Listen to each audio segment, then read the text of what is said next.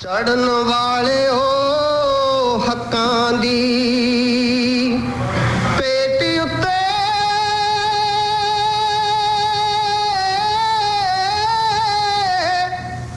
ਤੁਹਾਨੂੰ ਸ਼ਰਧਾ ਦੇ ਫੁੱਲ ਚੜਾਉਣ ਲੱਗਿਆ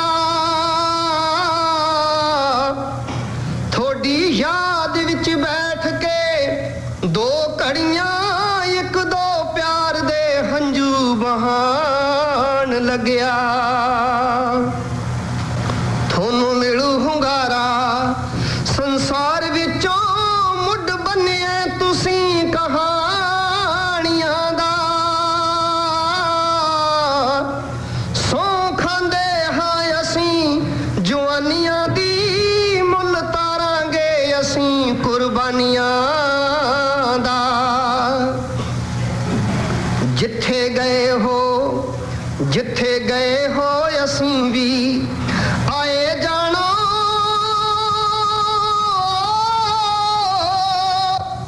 ਤੇ ਬਲਦੀ ਚਿਖਾ ਹੁਣ ਠੰਡੀ ਨਾ ਹੋਣ ਦੇਣੀ ਗਰਮ ਰੱਖਾਂਗੇ ਦੌਰ ਕੁਰਬਾਨੀਆਂ ਦਾ ਲਹਿਰ ਹੱਕਾਂ ਦੀ ਰੰਡੀ ਨਾ ਹੋਣ ਦੇਣੀ ਖੇਡਣ ਜਾਣ ਦੇ ਹੜਾਂ ਦੀ ਹਿੱਕ ਅੰਦਰ ਤੇ ਸਿਰੀ ਜ਼ੁਲਮ ਦੀ ਝੰਡੀ ਨਾ ਹੋਣ ਦੇਣੀ ਸਾਮਰਾਜ ਦੀ ਮੰਡੀ ਜੇ ਹਿੰਦ ਬਣਿਆ ਤਾਂ ਇਹ ਲੋਕਾਂ ਦੀ ਮੰਡੀ ਨਾ ਹੋਣ ਦੇਣੀ।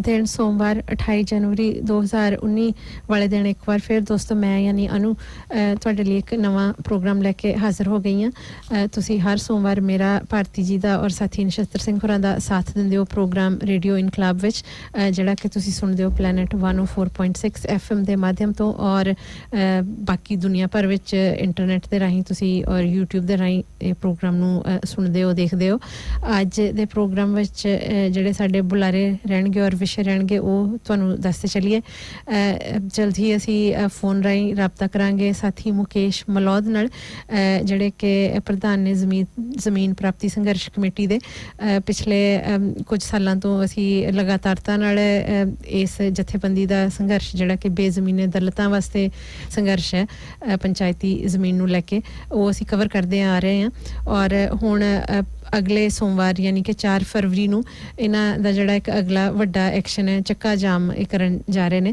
ਤਾਂ ਉਸ ਸਿਲਸਿਲੇ 'ਚ ਅਸੀਂ ਸਾਥੀ ਮੁਕੇਸ਼ ਹੋਰਾਂ ਨਾਲ ਗੱਲਬਾਤ ਕਰਾਂਗੇ ਔਰ ਉਹਨਾਂ ਕੋਲੋਂ ਅਪਡੇਟ ਲਵਾਂਗੇ ਕਿ ਕਿਸ ਵਾਸਤੇ ਇਹ ਸੰਘਰਸ਼ ਦਾ ਅਗਲਾ ਜਿਹੜਾ ਪੜਾਅ ਹੈ ਔਰ ਕਿਸ ਤਰ੍ਹਾਂ ਦੇ ਐਕਸ਼ਨ ਜਿਹੜੇ ਉਹ ਇਹਨਾਂ ਨੇ ਪਲਾਨ ਕੀਤੇ ਨੇ ਦੂਸਰੇ ਸਾਡੇ ਜਿਹੜੇ ਮਹਿਮਾਨ ਰਹਿਣਗੇ ਸਟੂਡੀਓ ਵਿੱਚ ਹੋਣਗੇ ਸਾਡੇ ਨਾਲ ਜਲਦ ਹੀ ਮਾਈਕ ਟ੍ਰੀਨ ਜਿਹੜੇ ਕਿ ਇੱਥੇ ਯੂਨਾਈਟ ਯੂਨੀਅਨ ਹੈ ਜਿਹੜੇ ਫਾਸਟ ਫੂਡ ਸੈਕਟਰ ਨੂੰ ਔਰ ਸਿਨੇਮਾ ਵਰਕਰਸ ਨੂੰ ਕਵਰ ਕਰਦੀ ਹੈ ਯੂਨੀਅਨ ਉਸ ਯੂਨੀਅਨ ਦੇ ਨੈਸ਼ਨਲ ਡਾਇਰੈਕਟਰ ਨੇ ਮਾਈਕ ਉਹਨਾਂ ਨਾਲ ਗੱਲਬਾਤ ਦਾ ਵਿਸ਼ਾ ਰਹੇਗਾ ਵੈਨਜ਼ੂਏਲਾ ਕਿਉਂਕਿ ਇਸ ਵਕਤ ਇੱਕ ਵਾਰ ਫਿਰ ਅਮਰੀਕਾ ਦੀ ਜਿਹੜੀ ਸਰਕਾਰ ਹੈ ਉਹ ਵੈਨਜ਼ੂਏਲਾ ਦਾ ਤਖਤਾ ਪਲਟਣ ਦੀ ਕੋਸ਼ਿਸ਼ਾਂ ਵਿੱਚ ਹੈ ਟਾਈਮ ਟੂ ਟਾਈਮ ਅਲੱਗ-ਅਲੱਗ ਦੇਸ਼ਾਂ ਤੋਂ ਕੋਈ ਇੱਕ ਬਿਨਾਂ ਮਤਲਬ ਤੋਂ ਇਹ ਜਿਹੜੀ ਕਹਾਣੀ ਬਣਾਈ ਜਾਂਦੀ ਹੈ ਕਿ ਅਮਰੀਕਾ ਨੂੰ ਖਤਰਾ ਹੈ ਸੋ ਉਹਦੇ ਤਹਿਤ ਇਹ ਹਮਲੇ ਕਰਦੇ ਨੇ ਤਾਂ ਉਹ ਸਾਰੀ ਸਿਚੁਏਸ਼ਨ ਥੋੜਾ ਜਿਹਾ ਮੇਰਾ ਖਿਆਲ ਇਤਿਹਾਸ 'ਚ ਵੀ ਜ਼ਰੂਰ ਜਾਣਗੇ ਮਾਈਕ ਹਿਊਗੋ ਚਾਵੇਜ਼ ਦੇ ਟਾਈਮ ਤੇ ਜੋ ਕੁਝ ਹੋਇਆ ਤਾਂ ਜਲਦੀ ਹੀ ਉਹ ਸਟੂਡੀਓ 'ਚ ਸਾਡੇ ਨਾਲ ਹੋ ਜਾਣਗੇ ਤਾਂ ਉਸ ਵਿਸ਼ੇ ਤੇ ਗੱਲਬਾਤ ਰਹੇਗੀ ਔਰ ਸੰਖੇਪ ਰੂਪ 'ਚ ਮੈਂ ਔਰ ਭਾਰਤੀ ਜੀ ਉਸ ਗੱਲ ਦਾ ਅਨੁਵਾਦ ਪੰਜਾਬੀ ਵਿੱਚ ਵੀ ਜ਼ਰੂਰ ਤੁਹਾਡੇ ਤੱਕ ਪਹੁੰਚਾਵਾਂਗੇ ਪ੍ਰੋਗਰਾਮ ਦੇ ਆਖਰ ਵਿੱਚ ਇੱਥੇ ਆਉਂਦੇ ਵੀਕਐਂਡ ਇੱਕ ਇਵੈਂਟ ਹੋਣ ਜਾ ਰਿਹਾ ਐਂਟੀ ਰੇਸਿਜ਼ਮ ਇਵੈਂਟ ਹੈ ਉਹਦੀ ਜਾਣਕਾਰੀ ਤੁਹਾਡੇ ਨਾਲ ਮੈਂ ਸ਼ੇਅਰ ਕਰਾਂਗੀ ਔਰ ਉਸ ਤੋਂ ਇਲਾਵਾ ਜਿਹੜੇ ਮਾਈਗਰੈਂਟ ਵਰਕਰਸ ਨੇ ਪ੍ਰਵਾਸੀ ਕਾਮੇ ਜਿਹੜੇ ਟੈਂਪਰੇਰੀ ਵੀਜ਼ਾਸ ਵਾਲੇ ਜਿਹੜਾ ਉਹਨਾਂ ਦਾ ਸ਼ੋਸ਼ਣ ਹੁੰਦਾ ਮੌਜੂਦਾ ਸਰਕਾਰ ਨੇ ਪਿਛਲੇ ਸਾਲ ਦੇ ਅੰਤ 'ਚ ਇੱਕ ਐਲਾਨ ਕੀਤਾ ਸੀ ਕਿ ਉਹ ਰਿਸਰਚ ਜਿਹੜੀ ਹੈ ਕਰਵਾਉਣਾ ਚਾਹੁੰਦੇ ਨੇ ਐਕਸਪਲੋਇਟੇਸ਼ਨ ਦੇ ਮਸਲੇ ਨੂੰ ਲੈ ਕੇ ਕਿ ਕਿਸ ਤਰ੍ਹਾਂ ਹੁੰਦੀ ਹੈ, ਕੀ ਹੁੰਦਾ ਔਰ ਇਹਨੂੰ ਰੋਕਿਆ ਕਿਸ ਤਰ੍ਹਾਂ ਜਾਵੇ।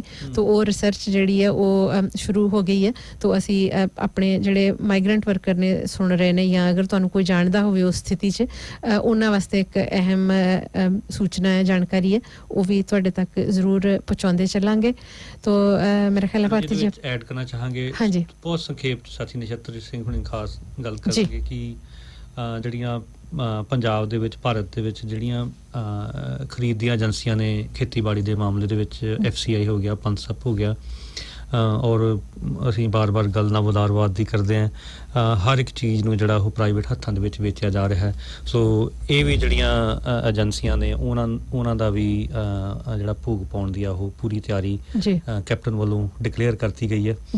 ਸੋ ਉਹਦੇ 'ਚ ਸੰਖੇਪ 'ਚ ਗੱਲ ਕਰਾਂਗੇ। ਅਗਲੇ ਹਫ਼ਤੇ ਹੋ ਸਕਿਆ ਅਸੀਂ ਡਾਕਟਰ ਸੁਖਪਾਲ ਹੁਣਾਂ ਨੂੰ ਜਾਂ ਕੋਈ ਆਪਣੇ ਮਾਹਰ ਸਾਥੀ ਨੇ ਮਾਹਰ ਇਹਦੇ ਵਿੱਚ, ਤਾਂ ਉਹਦੇ ਬਾਰੇ ਵੀ ਸੰਖੇਪ ਦੇ ਵਿੱਚ ਗੱਲਬਾਤ ਕਰਾਂਗੇ ਜੀ। ਤਾਂ ਹੁਣ ਅਸੀਂ ਇੱਕ ਗੀਤ ਪਲੇ ਕਰਕੇ ਕੋਸ਼ਿਸ਼ ਕਰਾਂਗੇ ਕਿ ਸਾਥੀ ਮੁਕੇਸ਼ ਮਲੌਦ ਹੋਰਾਂ ਨੂੰ ਤੁਹਾਡੇ ਨਾਲ ਜੋੜ ਸਕੀਏ। ਤਾਂ ਦੋਸਤੋ, ਇਸ ਤਰ੍ਹਾਂ ਹੀ ਤੁਸੀਂ ਸਾਡੇ ਨਾਲ ਜੁੜੇ ਰਹਿਣਾ। ਕਮੀਆਂ ਦੇ ਵਿਹੜੇ ਨੂੰ ਚਾਨਣ ਦੀ ਲੋੜ ਹੈ। ਸੰਤ ਰਾਮ ਉਦਾਸੀ ਸੂਰਜਾਂ ਨੂੰ ਹੋਕਾ ਦਿੰਦਾ ਹੈ, ਮਗਦਾ ਰਹੀ ਵੇ ਸੂਰਜਾ।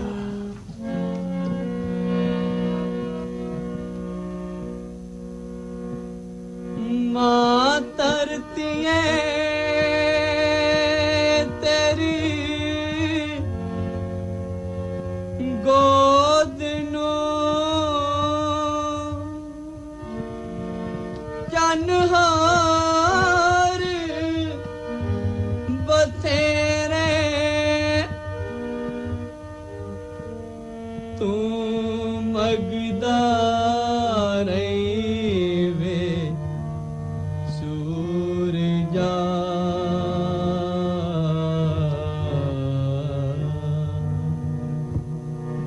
ਕਮੀਆਂ ਦੇ ਵੇਲੇ ਮਾਂ ਧਰਤੀ ਏ ਤੇਰੀ ਗੋਦ ਨੂੰ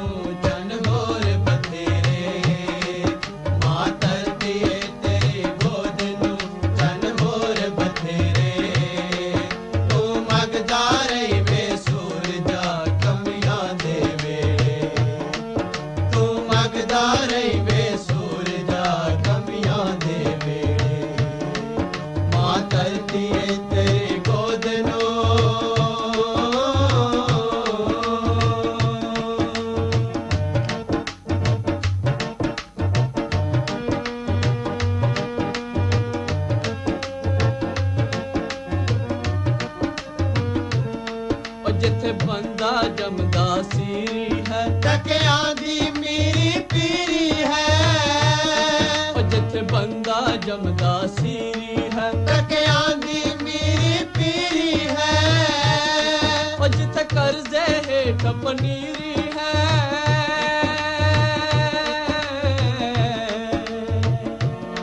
ਉਹ ਜਿੱਥੇ ਕਰਜ਼ੇ ਹੇਠ ਪਨੀਰੀ ਹੈ, ਟਕਿਆਂ ਦੀ ਮੇਰੀ ਪੀਰੀ ਹੈ। ਬਾਪੂ ਦੇ ਕਰਜ਼ ਦਾ ਸੂਦ ਨੇ ਪੁੱਤ ਜੰਮਦੇ ਜਿਹੜੇ, ਬਾਪੂ ਦੇ ਕਰਜ਼ ਦਾ ਸੂਦ ਨੇ ਪੁੱਤ ਜੰਮਦੇ ਜਿਹੜੇ। ਤੂੰ ਮੰਗਦਾ ਰਹੀ ਵੇ ਸੂਰਜਾ ਕਮੀਆਂ ਦੇ ਵੇੜੇ, ਤੂੰ ਮੰਗਦਾ ਰਹੀ ਵੇ ਸੂਰਜਾ ਕਮੀਆਂ ਦੇ ਵੇੜੇ। ਮਾਂ ਧਰਤੀ ਏ ਤੇਰੀ ਗੋਦ ਨੂੰ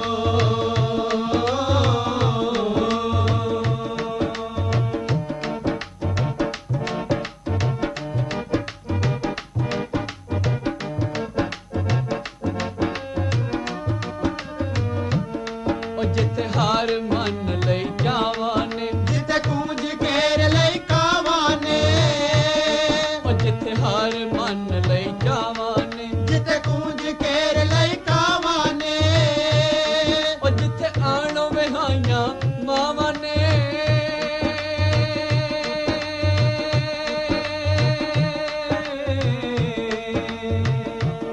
ਉਹ ਜਿੱਥੇ ਆਣੋ ਵਿਹਾਈਆਂ ਮਾਵਾਂ ਨੇ, ਜਿੱਥੇ ਕੂੰਜ ਘੇਰ ਲਈ ਕਾਵਾਂ ਨੇ। ਜਿੱਥੇ ਧੀਆਂ ਹੋ ਕੇ ਭਰਦੀਆਂ ਅਸਮਾਨ ਜਡੇਰੇ,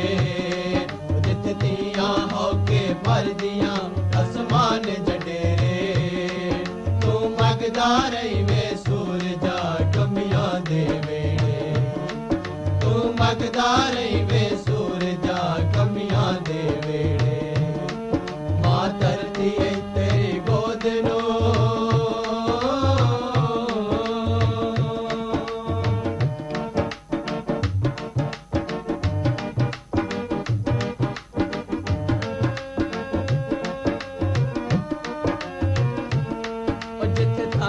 ਸਮਝਣ ਤੰਗੀਆਂ ਨੂੰ ਜਿੱਥੇ ਮਿਲਣ ਗੂਠੇ ਸੰਗੀਆਂ ਨੂੰ ਉਹ ਜਿੱਥੇ ਤੰਗ ਨਾ ਸਮਝਣ ਤੰਗੀਆਂ ਨੂੰ ਜਿੱਥੇ ਮਿਲਣ ਗੂਠੇ ਸੰਗੀਆਂ ਨੂੰ ਉਹ ਜਿੱਥੇ ਵਾਲ ਤਰਸਦੇ ਕੰਗੀਆਂ ਨੂੰ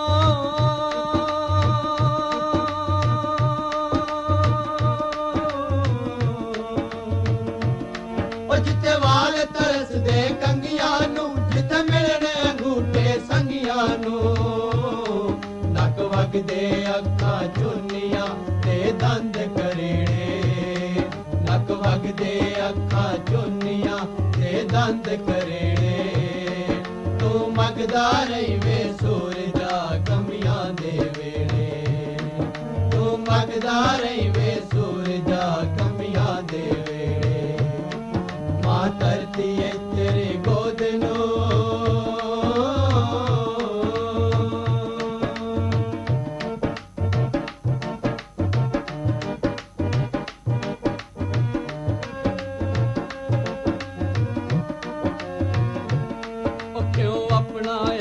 ਬਚਾਉਂਦਾ ਹੈ ਕਿਉਂ ਚੁਗੀਆਂ ਤੋਂ ਸ਼ਰਮਾਉਂਦਾ ਹੈ ਕਿਉਂ ਆਪਣਾ ਆਪ ਬਚਾਉਂਦਾ ਹੈ ਕਿਉਂ ਚੁਗੀਆਂ ਤੋਂ ਸ਼ਰਮਾਉਂਦਾ ਹੈ ਤੇ ਮਹਿਲਾ ਨੂੰ ਰੁਸ਼ਨਾਉਂਦਾ ਹੈ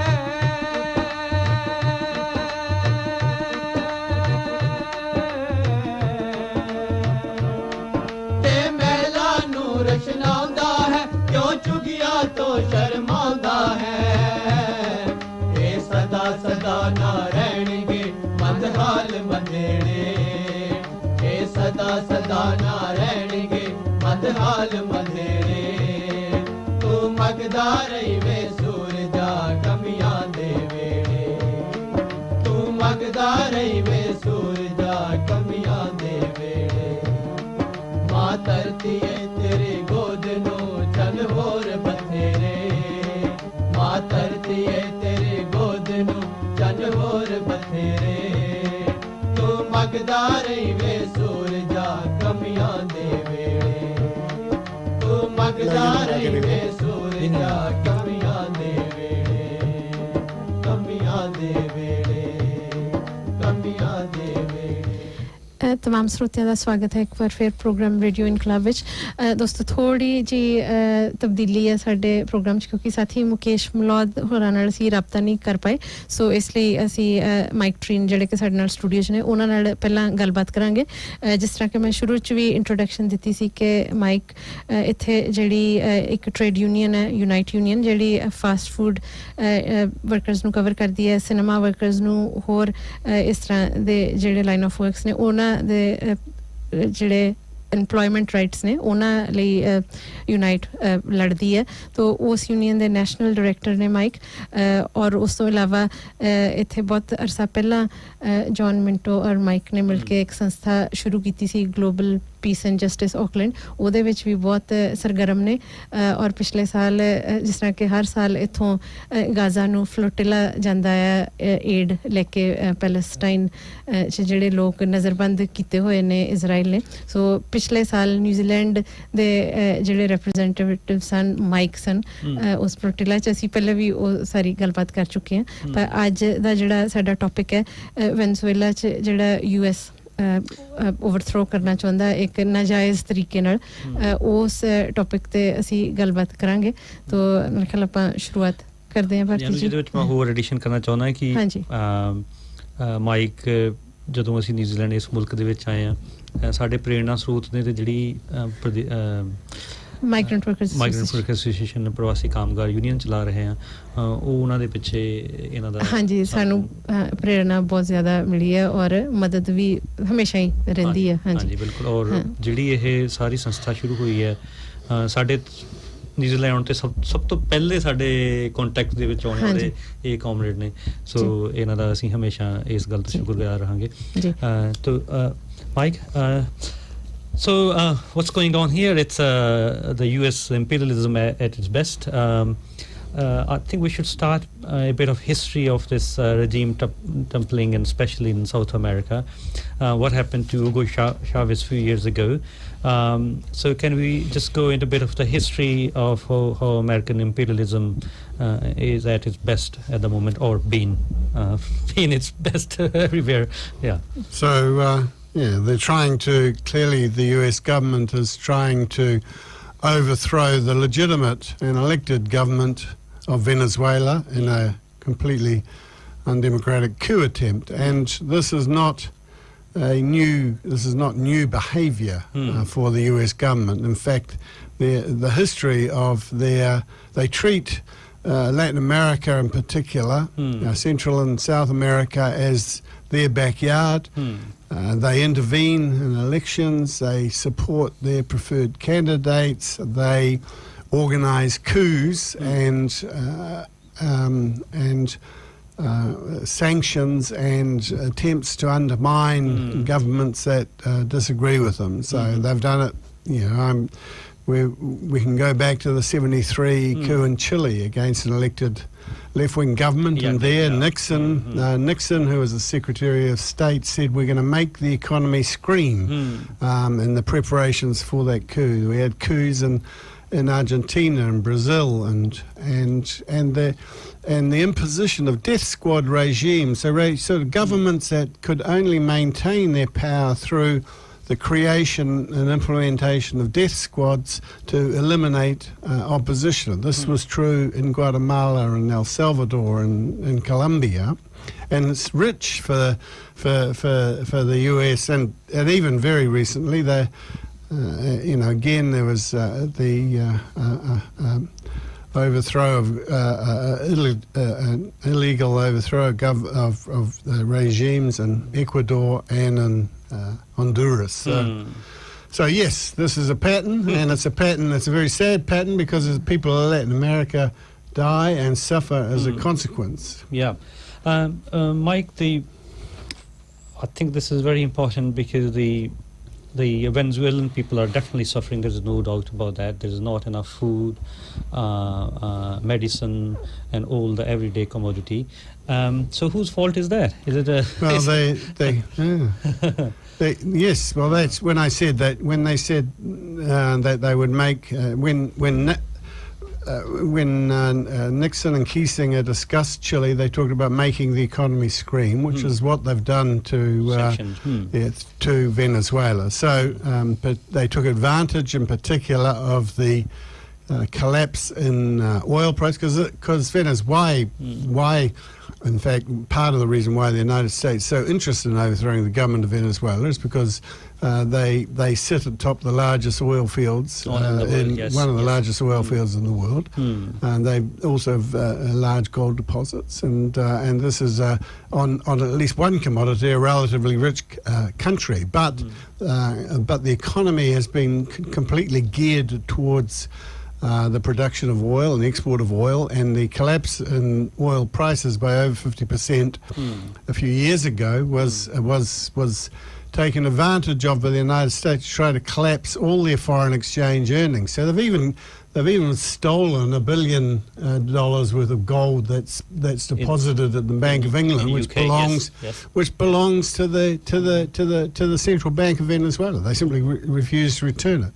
So by collapsing the currency, you make the government face impossible choices between sort of printing money to feed and clothe and meet sort of essentials and feed sort of an inflationary spiral, or simply abandon population. So so the Venezuelan people and government are trying to stabilise their economy. They've continued to distribute food, basic food to the people. They've continued to create a sort of a system of access to basic commodities through a special card. They've built 2 million homes for people over the last few years. So they're not. So this is not. Yes, there are difficulties, but it's not. it is not such that the people are willing to abandon this government. In fact, yes, they might be unhappy with aspects of life, but they're not going to hand themselves over to the U.S. empire, because the people of the U.S. will put in power are people who are going to slaughter the working people of Venezuela. And it's also, as we well know, the U.S. dollar is definitely based on a petrol dollar, right? Yes. So it's they want you to save all the petrol in the world, or try to take under their command. Mike, it's really interesting. The pattern seems to be very similar, although last time they literally kidnapped Hugo Chavez from the Parliament House. So, what's your view? What's probably going to happen? I was just reading the news just before. It seemed like the U.S. backed this helicoptered president is nowhere to be seen, and seems like the working class is definitely well behind Nicolas Maduro's. Well, they're not. Yes. Well, see, it was very interesting to watch a huge mobilisation, and I downloaded or I watched some of the UClip videos, which was interesting. Huge mobilisation in support of the government, not uncritical. Yes, they had things, but what they said again and again was that the US can't choose who their president is. That's their job, right? And this nobody is sort of relatively unknown Guido that the US has decided to use as their instrument, because they have tried to delegitimize the elections that have been held there, the presidential elections, and for the United, I mean, just let's step back a little bit and talk about elections, right? Yeah.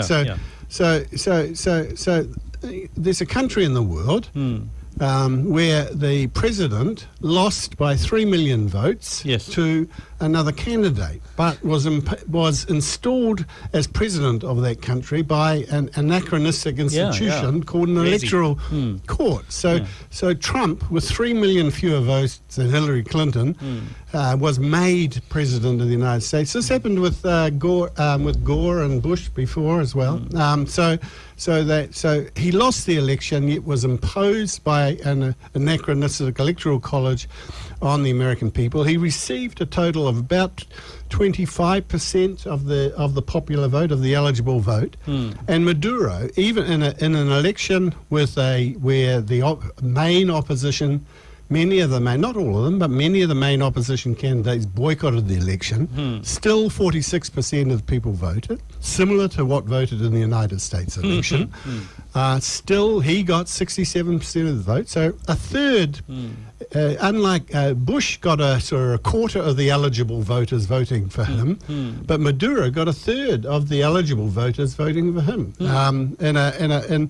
And clearly had more of a mandate than Bush by a country mile. So yes, some parties boycotted, but not all. There are sort of 16 parties participated in the election. There's at least half a dozen candidates for president. The candidates, the other candidates, one of the main other candidates got over 1 million votes. So a credible contest. All of the candidates in that election validated the electoral process that was used as a fair and transparent process, and it's wrong, including the New Zealand government, to join in echoing, questioning the legitimacy of this election. They have no right to do that. The only questions around the legitimacy of the election is because of the foreign interventions, violence, and promotion of coups as the only things that have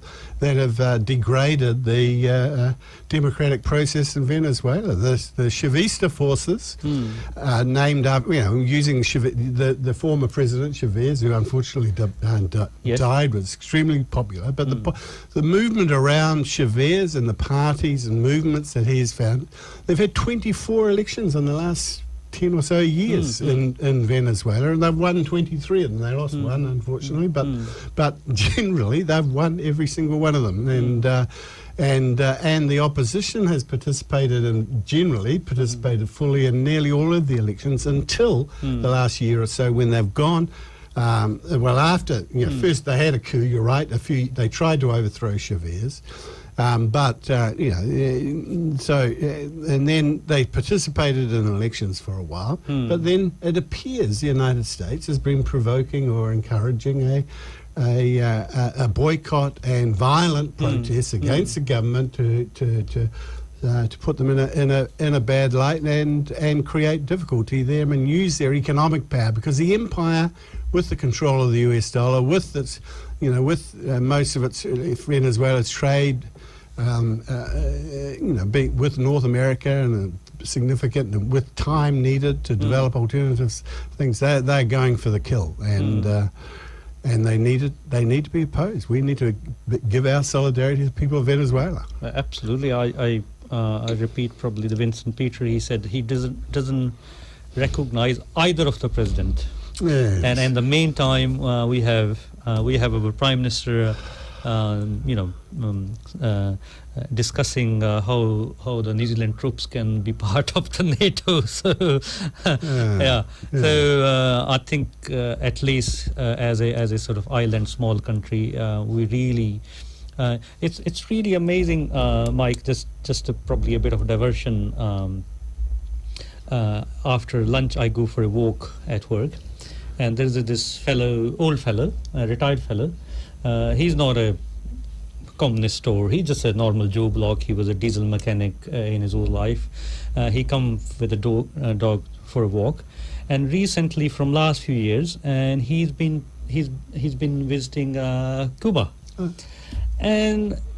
And he said, why New Zealand can't be like that? So this country have every single reason to be a socialist country. Anyway, we shouldn't divert the topic. Mike, let's just go through. Obviously, there's a oil there, and there's a. When Hugo Chavez came into the power, he got rid of all the big multinational oil company from his country, nationalized the petrochemical industry, and then started sort of going away with the dollar, not to deal with the selling oil in the dollar currency. So why? I mean, on one side, the Clintonites are accusing Donald Trump to be elected because of the help of the Russians, and now they are openly. So, what do you think the main reason why they Venezuela been a very much trouble for U.S.? The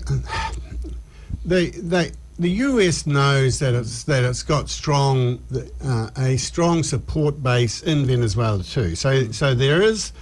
So yes, the Chavez forces made progress. Yes, they did a whole lot of progressive things and expanded literacy program, expanded access to healthcare, expanded access to education. But still, the right wing, the oligarchs, and it's connected to race as well. There's a sort of deep racism towards people of a darker complexion who aren't the descendants of the. This is in Venezuela. In Venezuela, it's interesting. I went there a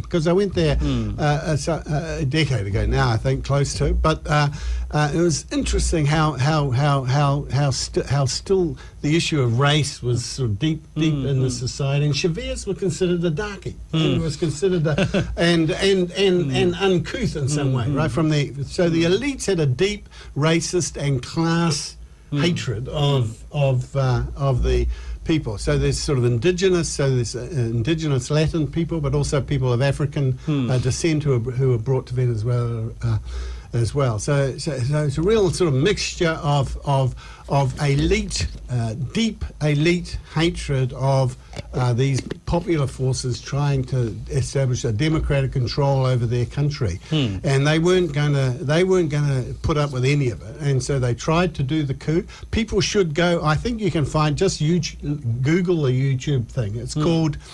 The Revolution Will Not Be Televised. Yeah, it's a fantastic. The Revolution. It's an Irish documentary made by Irish TV, who happened to be in Venezuela when the coup happened, and so they were eyewitness to this extraordinary attempt to overthrow Chavez, his arrest, his detention, his taking him away from the palace, the huge crowds, millions of people pouring and surrounding the palace. A group of soldiers reversing the coup and then bringing Chavez back to the sort of cheering crowds. Yes. And but it showed the elites and their hatred and their class disdain, and it showed the popular character of the revolutionary process that was being unleashed. So Maduro is the current president. I met. I was on the stage with when I visited Venezuela when he was the foreign minister at that time, and he's a socialist working class bus driver, union leader who became Chavez's designated successor. He's a working class man who wants to fight for the interests of the working class against the empire, and he deserves support. Huge obstacles. So they.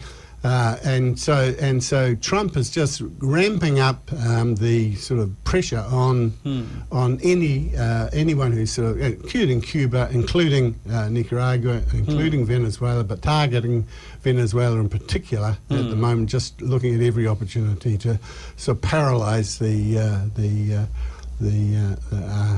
country, and even and so. People, again, you sort of got to put things in sort of perspective, right? So yes, some people have been, yes, there's difficulty at the moment.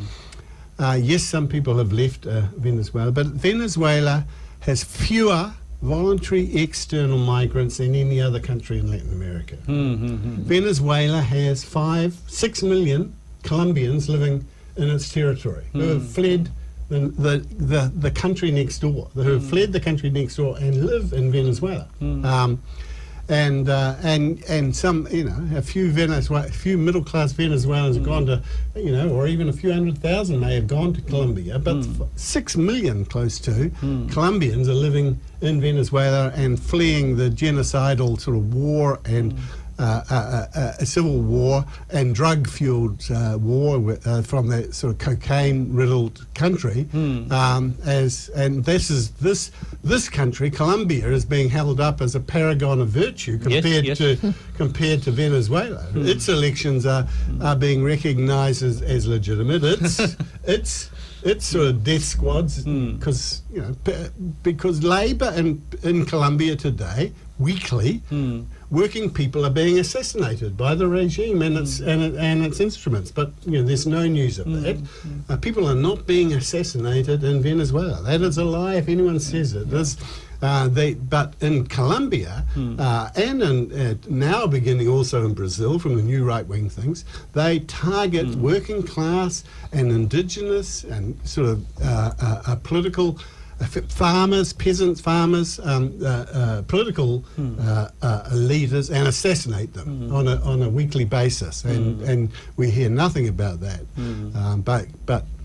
But Venezuela can't do anything right from the point of view, and so you've got to challenge the narrative. You can't just accept this narrative that says this is You can't.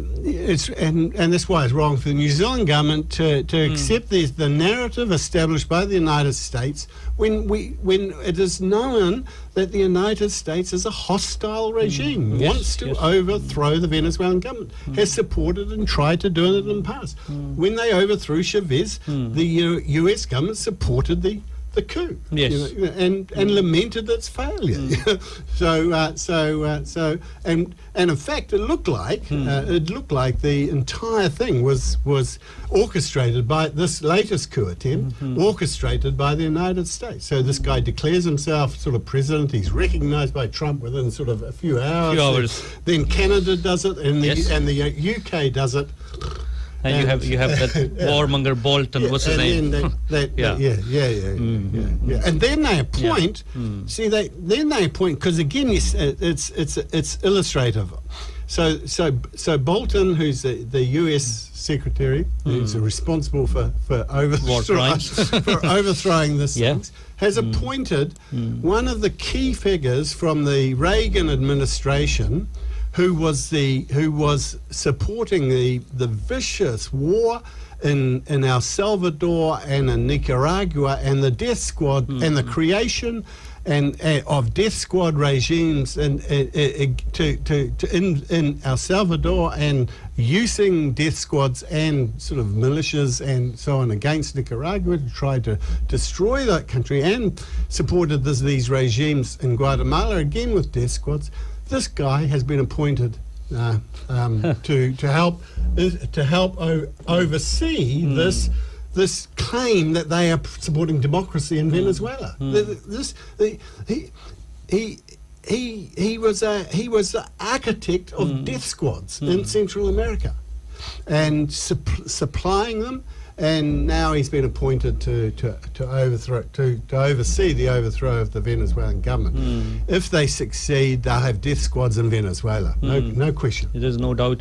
It's really important, Mike. You mentioned the racism and how Venezuela has been looking after the indigenous, the people from another continent. The same story was in Gaddafi, because Gaddafi really looked after his African working class very, very well. And after they threw the Gaddafi, the first target was those black people by the American-backed, and how they've been strangled and killed, brutally killed. Yes, it's truly awful to watch some of the scenes that you see from the media in Libya today, where again, they bomb. The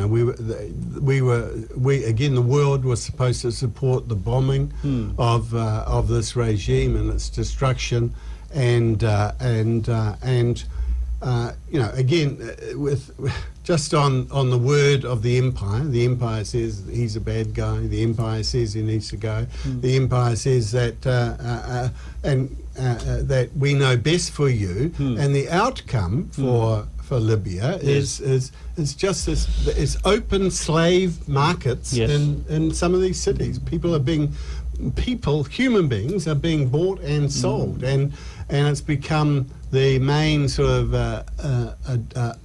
one of the main leaving points for a brutal sort of underground and exploitative and slave sort of trafficking of people trapped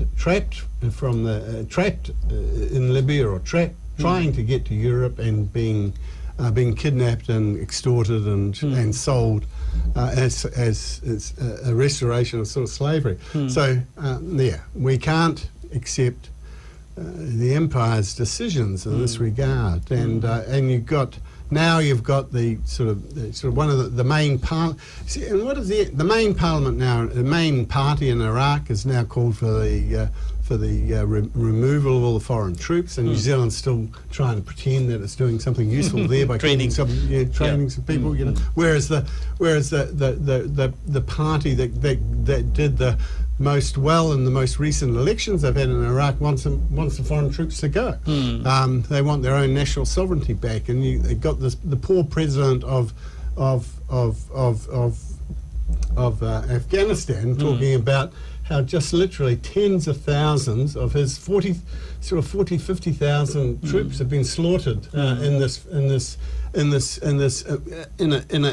a war that's been imposed on that country. So he says, they've lost 40,000 troops just in the last couple of years, but only, a few dozen foreigners are getting killed. They're just using in their war, so,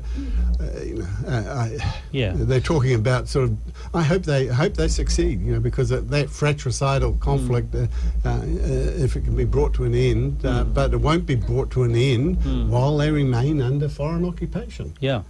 So, Mike, the one question comes to mind is why even the last time when they kidnapped Hugo Chavez, why they're not going for the direct intervention what they did in Libya with the Clinton and the British versus the old Prime Minister Tony Blair? No, Tony Blair. The guy who looked after the whole operation, he was a foreign minister Anyway. I forget his name. So why, first of all, why they're not going for direct intervention? And do you think they might? Yes, no, that remains a possibility. But one would think that the route would be through Colombia and the close relations that the US has with the Colombian regime over many years, despite them running death squads in that country and sort of and imposing being a sort of a narco regime, but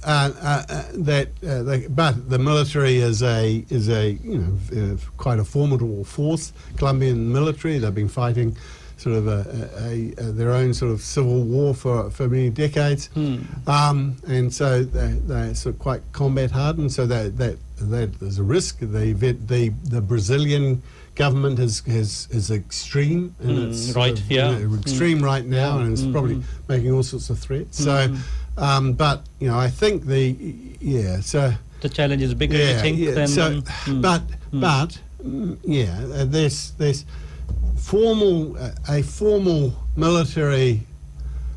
a formal invasion by the US, I think, would generate a continental response, not just a Venezuelan response. Because the Russian is also saying hands off from. No, there's sort of yes, it's polarized, but they weren't even able to get a sort of a fully interventionist sort of resolution through the OAS. So so there's a lot of opposition to the idea of the US. There's an anti-imperialist, anti-colonial, nationalistic sort of instinct that runs deep. And Venezuela is named sort of Venezuela itself was sort of founded by the sort of the continental liberator, Simon Bolivar. So people, it might backfire. I think that's why they're a little cautious, but it's not. It'll remain an option. I think it'll remain an option.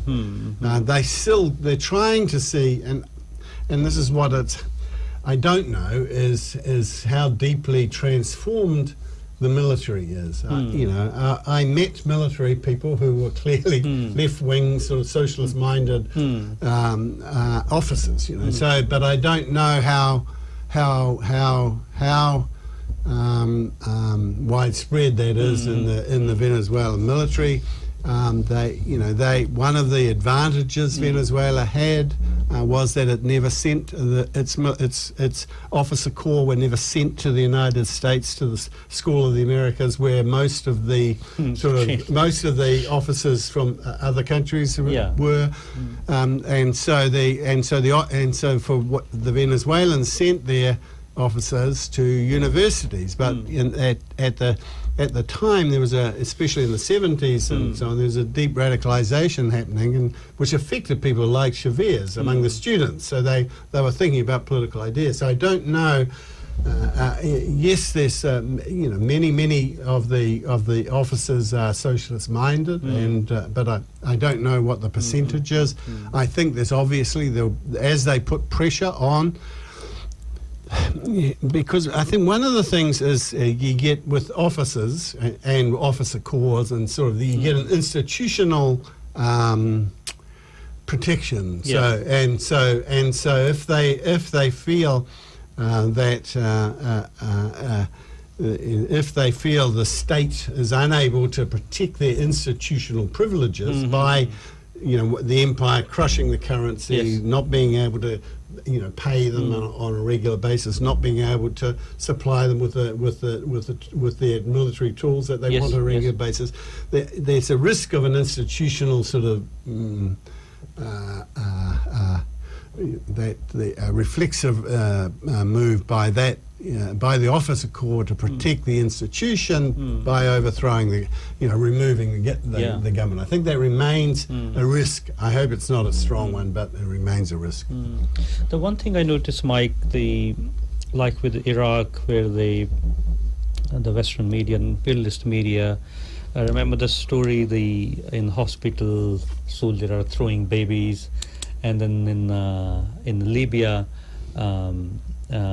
they came up with a story. The soldier, they found a full container full of Viagra, and the soldier are going on. See, this was the story they promoted, and then the soldier was taking this and get high on that and raping women.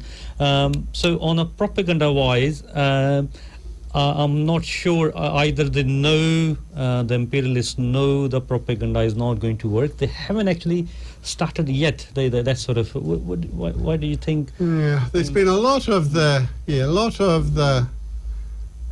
on the economic side, So that's trying to, I think,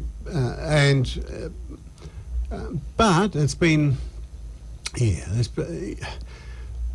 I just think the government of Venezuela has actually been trying to bend over backwards to reach agreements, even with the opposition. So it's a little bit hard to paint them in any other way. Right? So even these figures that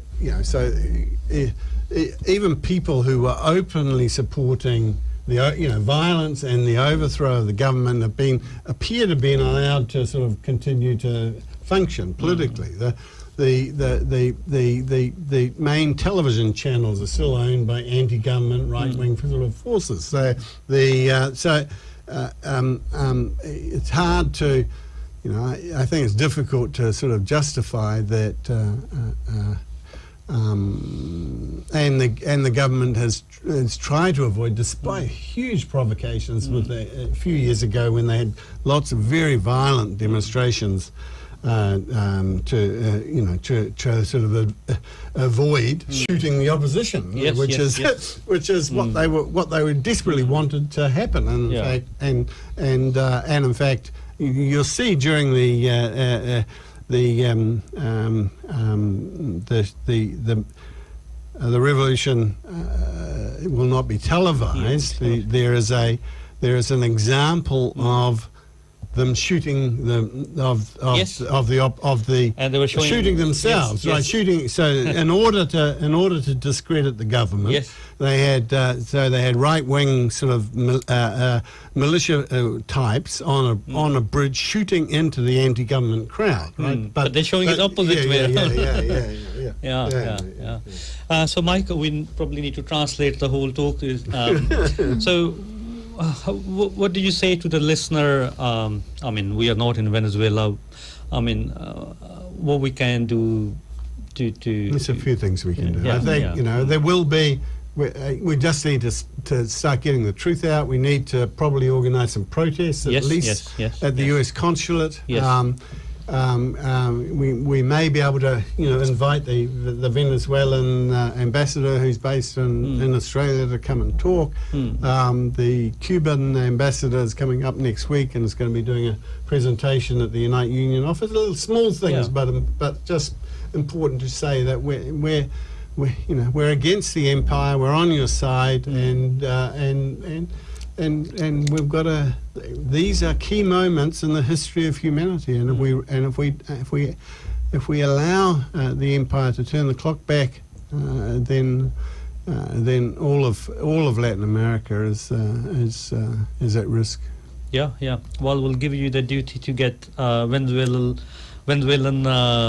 ambassador and the Cuban to come here next Monday, so we can talk to them in the public. Hey, Mike, thank you so much. There were lots of other things.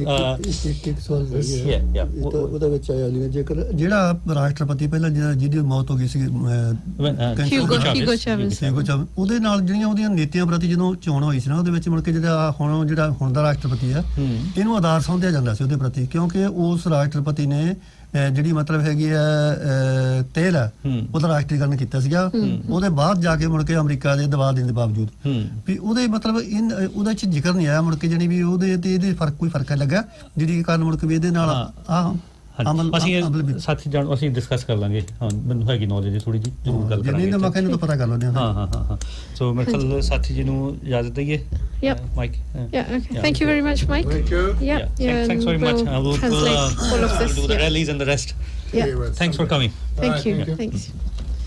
ਤੋ ਦੋਸਤੋ ਇਹ ਸਨ mic ਟ੍ਰੀਨ ਇਹਨਾਂ ਦੀ ਗੱਲਬਾਤ ਹਾਂਜੀ ਕਾਫੀ ਲੰਬੀ ਹੈ ਸੋ ਇਹਦਾ ਅਨੁਵਾਦ ਭਾਰਤੀ ਜੀ ਸੰਖੇਪ ਰੂਪ ਵਿੱਚ ਆਪਾਂ ਹਾਂਜੀ ਸੰਖੇਪ ਰੂਪ ਵਿੱਚ ਪਹਿਲਾਂ ਸਾਥੀ ਜੀ ਦੀ ਗੱਲ ਦਾ ਜਵਾਬ ਦੇਣਾ ਚਾਹੁੰਦਾ ਸਾਥੀ ਜੀ ਇਹਦੇ ਵਿੱਚ ਜਿਹੜੀ ਸਭ ਤੋਂ ਆਪਾਂ ਨੂੰ ਵੱਡੀ ਗੱਲ ਇਹ ਸਮਝਣੀ ਚਾਹੀਦੀ ਹੈ ਕਿ ਜਦੋਂ ਊਗੋ ਚਾਵੇਸ ਨੇ ਜਾਂ ਸਾਊਥ ਅਮਰੀਕਾ ਦੇ ਜਿਹੜੇ ਵੀ ਮੁਲਕ ਨੇ ਚਿਲੀ ਦੀ ਐਗਜ਼ਾਮਪਲ ਦਿੱਤੀ ਸੀਗੀ ਯਾਂਡੇ ਦੀ ਜਦੋਂ ਵੀ ਇਹਨਾਂ ਮੁਲਕਾਂ ਨੇ ਅਮਰੀਕਾ ਦੇ ਖਿਲਾਫ ਆਪਣੀ ਆਵਾਜ਼ ਉਠਾਈ ਹੈ ਉਹਨਾਂ ਨੂੰ ਹਰ ਇੱਕ ਤਰੀਕੇ ਦੇ ਨਾਲ ਮਿਲਟਰੀ ਦੇ ਨਾਲ ਉਹਨਾਂ ਦਾ ਜਿਹੜਾ ਸਭ ਤੋਂ ਜਿਹੜਾ ਵੱਡਾ ਹਥਿਆਰ ਵਰਤਿਆ ਗਿਆ ਆ ਉਹ ਲਾਈਆਂ ਗਈਆਂ ਸੈਂਕਸ਼ਨਸ ਤੇ ਤੁਹਾਡੀ ਗੱਲ ਸਹੀ ਹੈ ਕਿ ਜਦੋਂ ਊਗੋ ਚਾਵੇਸ ਦਾ ਟਾਈਮ ਸੀਗਾ ਉਦੋਂ ਵੀ ਜਿਹੜੀਆਂ ਸੈਂਕਸ਼ਨ ਬਹੁਤ ਵੱਡੇ ਪੱਧਰ ਤੇ ਸੀਗੀਆਂ ਪਰ ਇਹ ਜਿਹੜਾ ਕਿਉਂਕਿ ਵੇਖੋ ਇੱਕ ਗੱਲ ਆਪਾਂ ਨੂੰ ਧਿਆਨ ਦੇ ਵਿੱਚ ਰੱਖਣੀ ਚਾਹੀਦੀ ਹੈ ਕਿ ਜਿਸ ਤਰ੍ਹਾਂ ਅਸੀਂ ਗਲੋਬਲੀ ਸਾਰੇ ਮੁਲਕਾਂ ਦੇ ਨਾਲ ਕਨੈਕਟਡ ਆ ਸਾਡਾ ਵਪਾਰ ਖਾਸ ਕਰਕੇ ਇੱਕ ਇਹੋ ਜਿਹਾ ਮੁਲਕ ਜਿਹਦੇ ਕੋਲੇ ਤੇਲ ਤੋਂ ਬਿਨਾ ਹੋਰ ਕੁਝ ਹੈ ਹੀ ਨਹੀਂਗਾ ਉਹ ਹਰ ਕੋਈ ਸੀਮੈਂਟ ਸਰੀਆ ਈਵਨ ਤੇਲ ਕੱਢਣੇ ਵਾਲੀ ਜਿਹੜੀ ਟੈਕਨੋਲੋਜੀ ਆ ਉਹ ਡਿਪੈਂਡ ਆ ਬਾਹਰੋਂ ਲਿਆਉਣਾ ਪੈਂਦਾ ਸੋ ਇਹ ਜਦੋਂ ਜੌਨ ਪਿਲਜਰ ਕਹਿੰਦੇ ਆ ਕਿ ਵਾਰ ਬਾਈ ਅਦਰਸ ਮੀਨ ਕਿ ਅੱਜ ਕੱਲ ਜਿਹੜੀਆਂ ਜੰਗਾਂ ਨੇ ਉਹਨਾਂ ਦੇ ਢੰਗ ਵੱਖਰੇ ਉਹਨਾਂ ਦੇ ਢੰਗ ਆ ਇੰਟਰਨੈਸ਼ਨਲ ਮੋਨੀਟਰੀ ਫੰਡ ਜਿਹੜੀਆਂ ਵਰਲਡ ਬੈਂਕ ਸੈਂਕਸ਼ਨ WTO ਹੁਣ ਇਹ ਜਿਹੜਾ ਇੰਪਾਇਰ ਦਾ ਜਿਹੜਾ ਕੰਮ ਕਰਨ ਦਾ ਤਰੀਕਾ ਉਹ ਟੋਟਲੀ ਬਦਲ ਚੁੱਕਿਆ ਉਸ ਨੇ ਉਦਾਰਵਾਦੀ ਨੀਤੀਆਂ ਅਪਣਾਈਆਂ ਸੀ ਕਿਉਂਕਿ ਮੁਲਕ ਚੱਲ ਨਹੀਂ ਰਿਹਾ ਸਾਥੀ ਜੀ ਬਿਲਕੁਲ ਖੜ ਚੁੱਕਿਆ ਸੀਗਾ ਪਰ ਇੰਨੀਆਂ ਸੈਂਕਸ਼ਨ ਤੇ ਖੈਰ ਜਾਰਜ ਬੁਸ਼ ਨੇ ਉਸ ਟਾਈਮ ਤੇ ਨਹੀਂ ਹੋਈਆਂ ਜਿੰਨਾ ਇਹ ਜਿਹੜਾ ਨਵਾਂ ਰਜੀਮ ਹੈ ਟਰੰਪ ਦਾ 63 ਜਿਹੜੀਆਂ ਸੈਂਕਸ਼ਨ ਨੇ ਹੋਰ ਉਹਨਾਂ ਤੇ ਲਾਈਆਂ ਬਿਲਕੁਲ ਮੁਲਕ ਨੂੰ ਸਾਥੀ ਤੁਹਾਨੂੰ ਯਾਦ ਹੋਣਾ ਚਾਹੁੰਦਾ ਜਦੋਂ ਇਹਨਾਂ ਦੀ ਟਸਲ ਇਰਾਕ ਦੇ ਨਾਲ ਹੋਈ ਆ ਨੂੰ ਜੀ 5 ਲੱਖ ਬੱਚਾ ਦਵਾਈ ਨਾ ਹੋਣ ਦੇ ਕਾਰਨ ਇਰਾਕ ਦੇ ਵਿੱਚ ਮਰਿਆ ਸੀ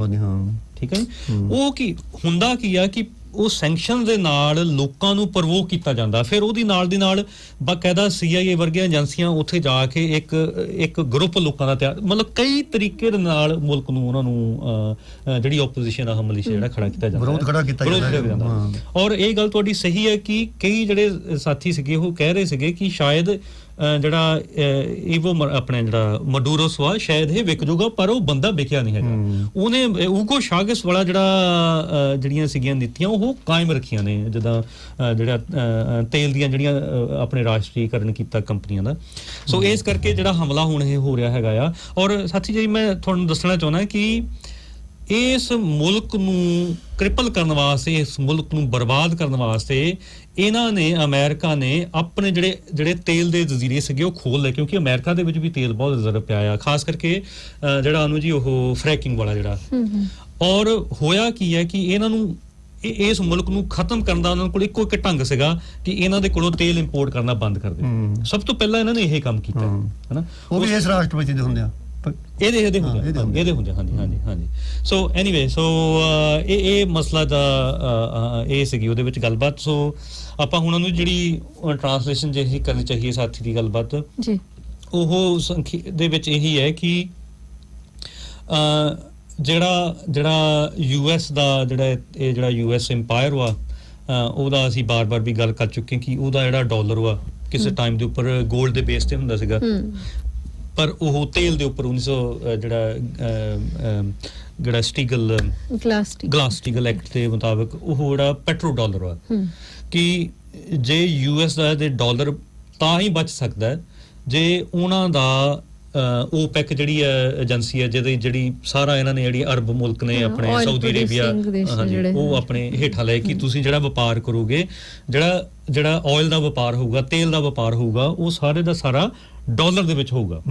ਪਰ ਸਾਥੀ ਜੀ ਉਹਦੇ ਵਿੱਚ ਸਭ ਤੋਂ ਪਹਿਲਾਂ ਇਹਨਾਂ ਨੂੰ ਜਿਹੜਾ ਚੈਲੰਜ ਦੇਣ ਵਾਲਾ ਬੰਦਾ ਸੀਗਾ ਆਪਣਾ ਗਦਾਫੀ ਲੀਬੀਆ ਤੋਂ, ਜਿਹਨੇ ਕਿਹਾ ਕਿ ਮੈਂ US ਡਾਲਰ ਦੇ ਵਿੱਚ ਵਪਾਰ ਮੈਂ ਨਹੀਂ ਕਰਨਾ, ਮੈਂ ਗੋਲਡ ਦੇ ਵਿੱਚ, ਕਿਉਂਕਿ ਉਹਨੇ ਕਿੰਨੇ ਬਿਲੀਅਨ ਡਾਲਰ ਦੇ ਉਹਨੇ ਜਿਹੜੇ ਗੋਲਡ ਦਿਨਾਰ ਸੀਗੇ ਉਹ ਪ੍ਰਿੰਟ ਕਰਵਾ ਲਏ ਹੋਏ ਸੀਗੇ ਕਿ ਮੈਂ ਗੋਲਡ ਦਿਨਾਰ ਦੇ ਵਿੱਚ ਮੈਂ ਬਿਜ਼ਨਸ ਕਰੂੰਗਾ। ਔਰ ਤੁਸੀਂ ਜਾਣਦੇ ਕਿ ਉਹਦਾ ਹਸ਼ਰ ਕੀ ਹੋਇਆ। ਔਰ ਸਦਾਮ ਹੁਸੈਨ ਨੇ ਕਿਹਾ ਸੀਗਾ ਕਿ ਮੈਂ ਆਪਣੀ ਇੱਕ ਜਿਹੜੀ ਕਰੰਸੀ ਆ ਉਹਦੇ ਵਿੱਚ ਸੀਗਾ, ਤੇ ਉਹ ਵੀ ਉਹਨਾਂ ਦਾ ਪਹਿਲਾ ਬੰਦਾ, ਪਰ ਉਹ ਫਿਰ ਖੜ ਗਿਆ ਇਹਨਾਂ ਦੇ ਖਿਲਾਫ। ਅਮਰੀਕਾ ਨੂੰ ਖਤਰਾ ਹੀ ਇਸ ਗੱਲ ਤੋਂ ਕਰਦਾ ਵੀ ਮੇਰੀ ਕਰੰਸੀ ਜਾਊਗੀ ਮੁੜ ਕੇ ਜੇ ਬੰਦਾ ਜਿਉਂਦਾ ਰਹਿ ਗਿਆ ਬੰਦਾ ਕਾਰ ਨਹੀਂ ਬਣਿਆ।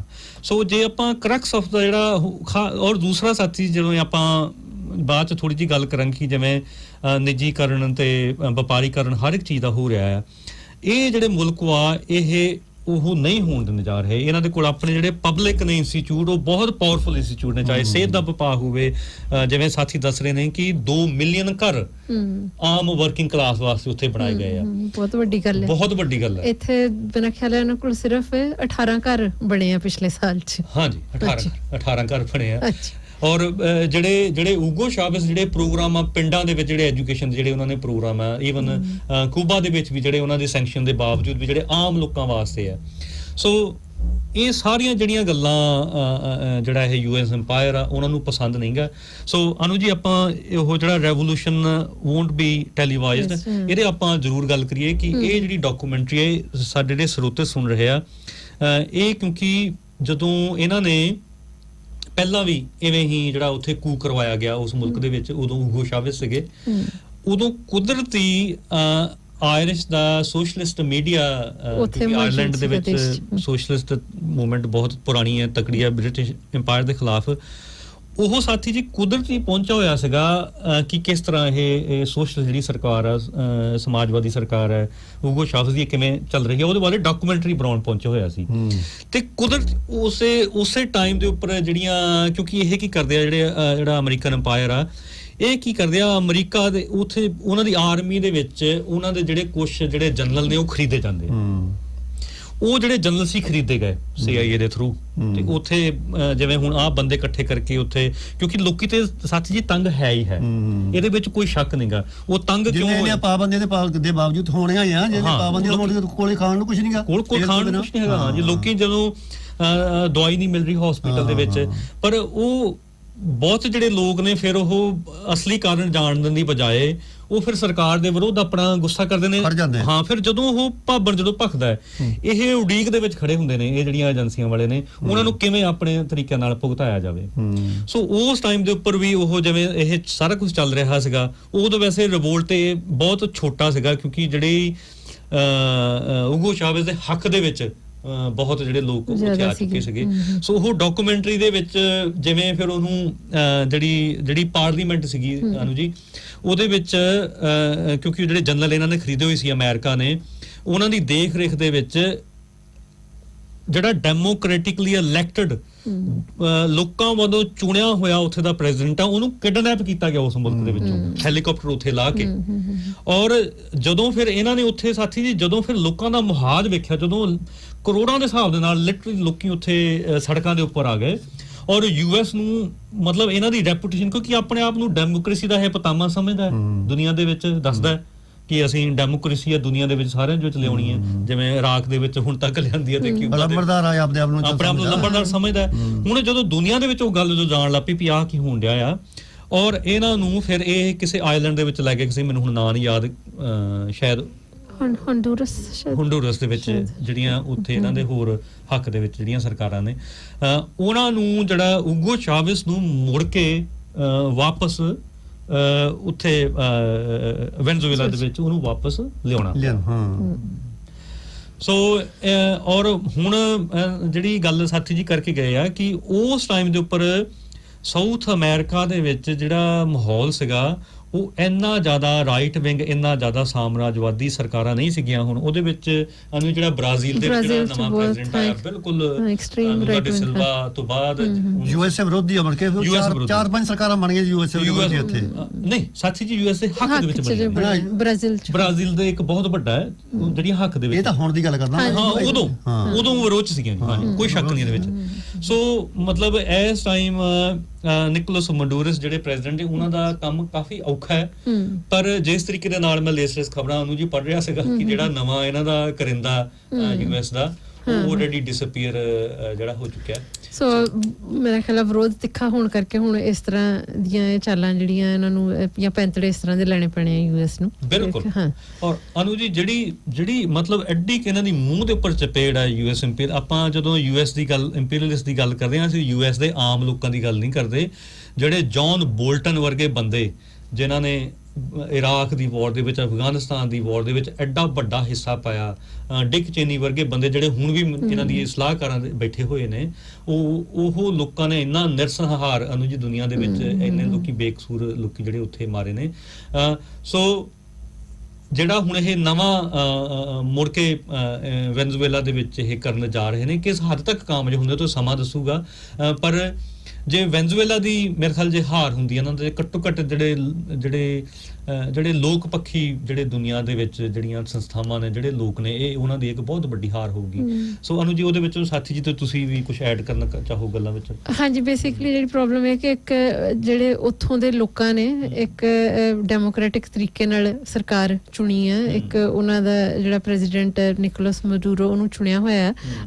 ਉਹਨੂੰ ਇਹ ਓਵਰਥਰੋ ਕਰਨਾ ਚਾਹੁੰਦੇ, ਸਰਾਸਰ ਬਦਮਾਸ਼ੀ ਹੈ। ਸੋ ਸ਼ੁਰੂ ਗੱਲ ਉੱਥੋਂ ਹੋਈ ਕਿ ਇੱਕ ਇਹਨਾਂ ਦਾ ਫਾਰਮੂਲਾ ਹੈ, ਬਾਰ-ਬਾਰ ਉਹ ਹੀ ਇਸਤੇਮਾਲ ਕਰਦੇ ਨੇ, ਜਿਸ ਤਰ੍ਹਾਂ ਅਸੀਂ ਹੁਣੇ ਵੀ ਡਿਸਕਸ ਕਰ ਚੁੱਕੇ ਹਾਂ ਕਿ ਐਗਜ਼ਾਮਪਲ ਲਾ ਲਓ ਕਿ ਇਰਾਕ, ਲਿਬੀਆ। ਸੋ ਹਾਂ, ਉਹ ਬਾਰ-ਬਾਰ ਉਹ ਹੀ ਫਾਰਮੂਲਾ ਜਿਹੜਾ ਉਹਦੇ ਤੇ ਕੰਮ ਕਰਦੇ ਨੇ।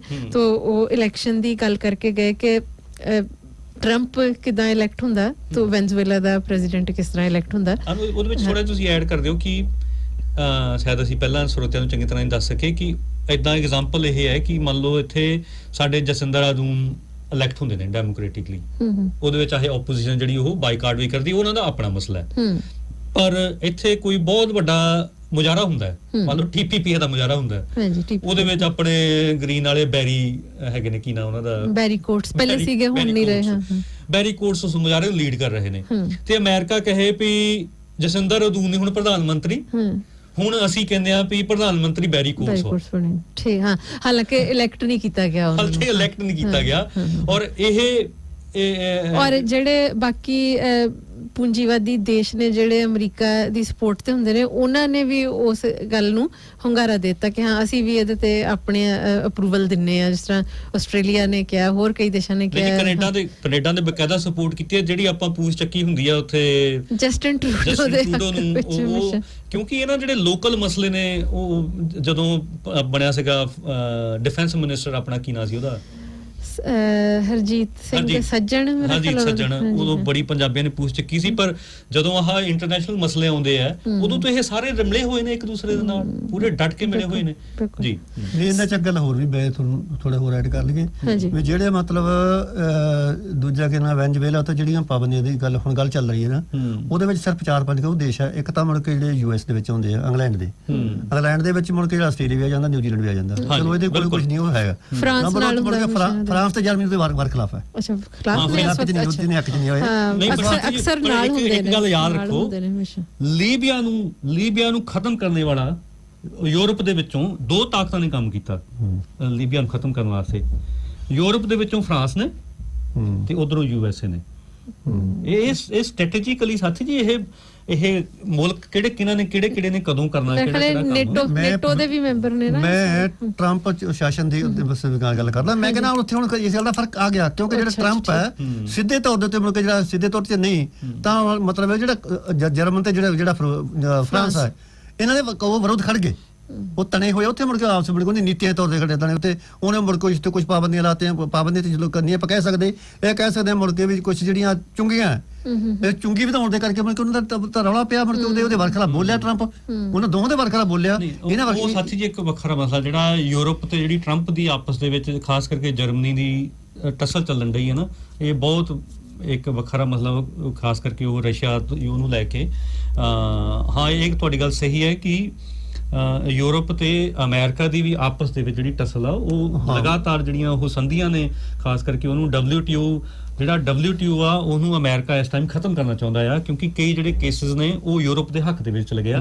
ਉਹ ਇੱਕ ਵੱਖਰਾ ਵੇਸਾ ਆਪਾਂ ਜ਼ਰੂਰ ਉੱਤੇ ਗੱਲਬਾਤ ਕਰਾਂਗੇ ਜੀ ਹਾਂਜੀ ਸੋ ਇਹਦੇ ਵਿੱਚੋਂ ਮੈਂ ਮੇਨ ਪੁਆਇੰਟ ਜਿਹੜੇ ਉਹ ਅਨੁਵਾਦ ਕਰ ਦਿੰਨੀ ਆ ਇੱਕ ਤਾਂ ਇਹ ਕਿ ਉਹ ਬਕਾਇਦਾ ਇੱਕ ਜਾਇਜ਼ ਤਰੀਕੇ ਨਾਲ ਇਲੈਕਟ ਹੋ ਕੇ ਜਿਹੜਾ ਇੱਕ ਵਿਅਕਤੀ ਚੁਣਿਆ ਗਿਆ ਉਹ ਉਸ ਦੇਸ਼ ਦੀ ਜਨਤਾ ਦੁਆਰਾ ਕਿਸੇ ਦੂਸਰੇ ਦੇਸ਼ ਨੂੰ ਕੋਈ ਹੱਕ ਨਹੀਂ ਬਣਦਾ ਕਿ ਉਹਨੂੰ ਉਹ ਨਕਾਰੇ ਜਾਂ ਕਹੇ ਕਿ ਇਹ ਨਹੀਂ ਹੁਣ ਆ ਦੂਸਰਾ ਵਿਅਕਤੀ ਤੁਹਾਡਾ ਰਾਸ਼ਟਰਪਤੀ ਹੈ ਸੋ ਇਹ ਸਰਾਸਰ ਬਦਮਾਸ਼ੀ ਹੈ ਅਮਰੀਕਾ ਦੀ ਇਹ ਪੁਆਇੰਟ ਇਹਦੇ 'ਚ ਇਹ ਹੈ ਉਸ ਤੋਂ ਬਾਅਦ ਜਿਹੜੀ ਗੱਲਬਾਤ ਹੈ ਉਹ ਆਪਣਾ ਐਕਸਪੀਰੀਅੰਸ ਦੱਸ ਰਹੇ ਸੀ ਤਜਰਬਾ ਸਾਥੀ ਮਾਈਕ ਟ੍ਰੀਨ ਕਿ 10 ਸਾਲ ਪਹਿਲਾਂ ਜਦੋਂ ਉਹ ਖੁਦ ਗਏ ਨੇ ਵੈਨਜ਼ੂਏਲਾ ਉਸ ਵਕਤ ਉਹ ਹਾਂ ਜਿੰਦੇ ਸੀ ਔਰ ਨਿਕੋਲਸ ਮਡੂਰੋ ਨੂੰ ਮਿਲੇ ਨੇ ਉਹ ਫੋਰਨ ਮਿਨਿਸਟਰ ਸੀਗੇ ਉਸ ਵਕਤ ਔਰ ਉਹ ਕਹਿੰਦੇ ਕਿ ਥਰੂ ਐਂਡ ਥਰੂ ਸੋਸ਼ਲਿਸਟ ਇਨਸਾਨ ਨੇ ਔਰ ਬਿਲਕੁਲ ਸਧਾਰਨ ਜਿਹੜੀ ਉਹਨਾਂ ਦੀ ਹਾਂ ਬੱਸ ਡਰਾਈਵਰ ਸੀਗੇ ਵਰਕਿੰਗ ਕਲਾਸ ਤੋਂ ਨੇ ਯੂਨੀਅਨਿਸਟ ਨੇ ਬੱਸ ਡਰਾਈਵਰ ਨੇ ਜਿਵੇਂ ਅਨੂ ਜੀ ਬ੍ਰਾਜ਼ੀਲ ਦਾ ਜਿਹੜਾ ਸੋਸ਼ਲਿਸਟ ਬਹੁਤ ਜਿਹਨੇ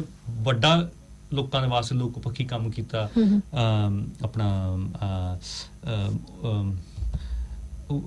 ਮੋਰਾਲਿਸ ਨਹੀਂ ਸੌਰੀ ਲੂਲਾ ਡੀ ਸਿਲਵਾ ਜੀ ਉਹ ਇੱਕ ਬਕਾਇਦਾ ਇੱਕ ਮੋਚੀ ਸੀਗੇ ਓਕੇ ਇੱਕ ਮੋਚੀ ਤੋਂ ਸੋ ਇਹ ਯੂਨੀਅਨ ਮੂਵਮੈਂਟ ਦੇ ਵਿੱਚ ਪੈ ਕੇ ਹਾਂਜੀ ਇਹਦੇ ਤੋਂ ਪੁਆਇੰਟ ਹੈ ਕਿ ਅਗਰ ਆਮ ਜਨ ਸਧਾਰਨ ਚੋਂ ਉੱਠ ਕੇ ਕੋਈ ਵਿਅਕਤੀ ਇਸ ਤਰ੍ਹਾਂ ਲੀਡ ਲੈਂਦਾ ਤਾਂ ਜ਼ਿਆਦਾ ਚਾਂਸਸ ਰਹਿੰਦੇ ਨੇ ਕਿ ਆਮ ਜਨ ਸਧਾਰਨ ਦੇ ਦੁੱਖ ਦਰਦ ਨੂੰ ਸਮਝ ਕੇ ਉਹਨਾਂ ਦੀਆਂ ਲੋੜਾਂ ਜਿਹੜੀਆਂ ਉਹਨਾਂ ਦੀ ਸੁਣਵਾਈ ਕਰਦਾ ਰਹੇਗਾ ਉਸ ਤਰ੍ਹਾਂ ਦਾ ਲੀਡਰ ਅਨੂ ਜੀ ਰਿਲੇਟ ਕਰ ਰਿਹਾ ਹੈ ਇਹ ਵਿਪਰਵਾਦੀ ਜਿਹੜਾ ਸਾਮਰਾਜਵਾਦ ਵਾ ਨਾ ਇਹਨਾਂ ਨੂੰ ਪਸੰਦ ਨਹੀਂ ਹੈ ਕਿਉਂਕਿ ਉਹ ਹੇਠੋਂ ਕੋਈ ਉੱਠ ਕੇ ਕੋਈ ਦਲਿਤ ਉੱਠ ਕੇ ਦੇਸ਼ ਦਾ ਪ੍ਰਧਾਨ ਮੰਤਰੀ ਬਣ ਜਾਂਦਾ ਤੇ ਉਹ ਪਾਲਿਸੀਆਂ ਜਿਹੜੀਆਂ ਨੇ ਲੋਕ ਪੱਖੀ ਪਾਲਿਸੀਆਂ ਲਾਗੂ ਕਰਨ ਲੱਗ ਪਏ ਉਸ ਤੋਂ ਬਾਅਦ ਜਿਹੜੇ ਖਤਰਾ ਉਹ ਅਸੀਂ ਇਤਿਹਾਸ 'ਚ ਵੀ ਦੇਖ ਚੁੱਕੇ ਹਾਂ ਕਿ ਅਲੱਗ-ਅਲੱਗ ਲੈਟਨ ਅਮਰੀਕਨ ਦੇਸ਼ਾਂ 'ਚ ਕਿਸ ਤਰ੍ਹਾਂ ਇਹਨਾਂ ਨੇ US ਨੇ ਖੜੇ ਕੀਤੇ ਜਿਹੜੇ ਡੈਥ ਸਕੁਆਡ ਜਿਨ੍ਹਾਂ ਨੇ ਲੋਕਾਂ ਦੇ ਸਹੀ ਲੋਕਾਂ ਦੇ ਸਰਕਾਰਾਂ ਦੇ ਕਤਲ ਕੀਤੇ ਖਾਤਮਾ ਕੀਤਾ ਉਹਨਾਂ ਨੇ ਐਗਜ਼ਾਮਪਲ ਦਿੱਤੀਆਂ ਅਰਜਨਟਾਈਨਾ ਬ੍ਰਾਜ਼ੀਲ ਚਿਲੀ ਨਿਕਸਨ ਦੀ ਜਦੋਂ ਸਰਕਾਰ ਸੀਗੀ ਉਸ ਵੇਲੇ ਕੂ ਹੋਇਆ ਤਾਂ ਹੁਣ ਇਹਨਾਂ ਨੂੰ ਲੱਗਦਾ ਕਿ ਕੋਲੰਬੀਆ ਔਰ ਬ੍ਰਾਜ਼ੀਲ ਕੋਲੰਬੀਆ ਜਿਹਦੀ ਕਿ ਰੈਪੂਟੇਸ਼ਨ ਨਾਰਕੋਟਿਕਸ ਦੀ ਔਰ ਡਰੱਗ ਗੈਂਗ ਮਾਫੀਆਸ ਦੀ ਹੈ ਉਹਨਾਂ ਨੂੰ ਆਲਰੇਡੀ ਉਹ ਐਕਸਪੀਰੀਅੰਸ ਹੈ ਉਹਨਾਂ ਦਾ ਡੈਥ ਸਕੁਆਡ ਵਾਲਾ ਸੋ ਉਹ ਕਾਂਡ ਕਰਨਗੇ ਵੈਨਜ਼ੂਏਲਾ 'ਚ ਜਿਹੜੇ ਸੋਸ਼ਲਿਸਟ ਲੋਕ ਨੇ ਉਹਨਾਂ ਦਾ ਔਰ ਆਮ ਲੋਕਾਂ ਦਾ ਆਰਮੀਆਂ ਜਿਹੜੀ ਅਪਾਇੰਟ ਕੀਤੀ ਜਾਊਗੀ ਤੇ ਵੈਨਜ਼ੂਏਲਾ ਭੇਜੀ ਜਾਊਗੀ ਔਰ ਦੂਸਰਾ ਦੇਸ਼ ਜਿਹੜਾ ਬ੍ਰਾਜ਼ੀਲ ਜਿੱਥੇ ਕਿ ਐਕਸਟ੍ਰੀਮ ਰਾਈਟ ਵਿੰਗ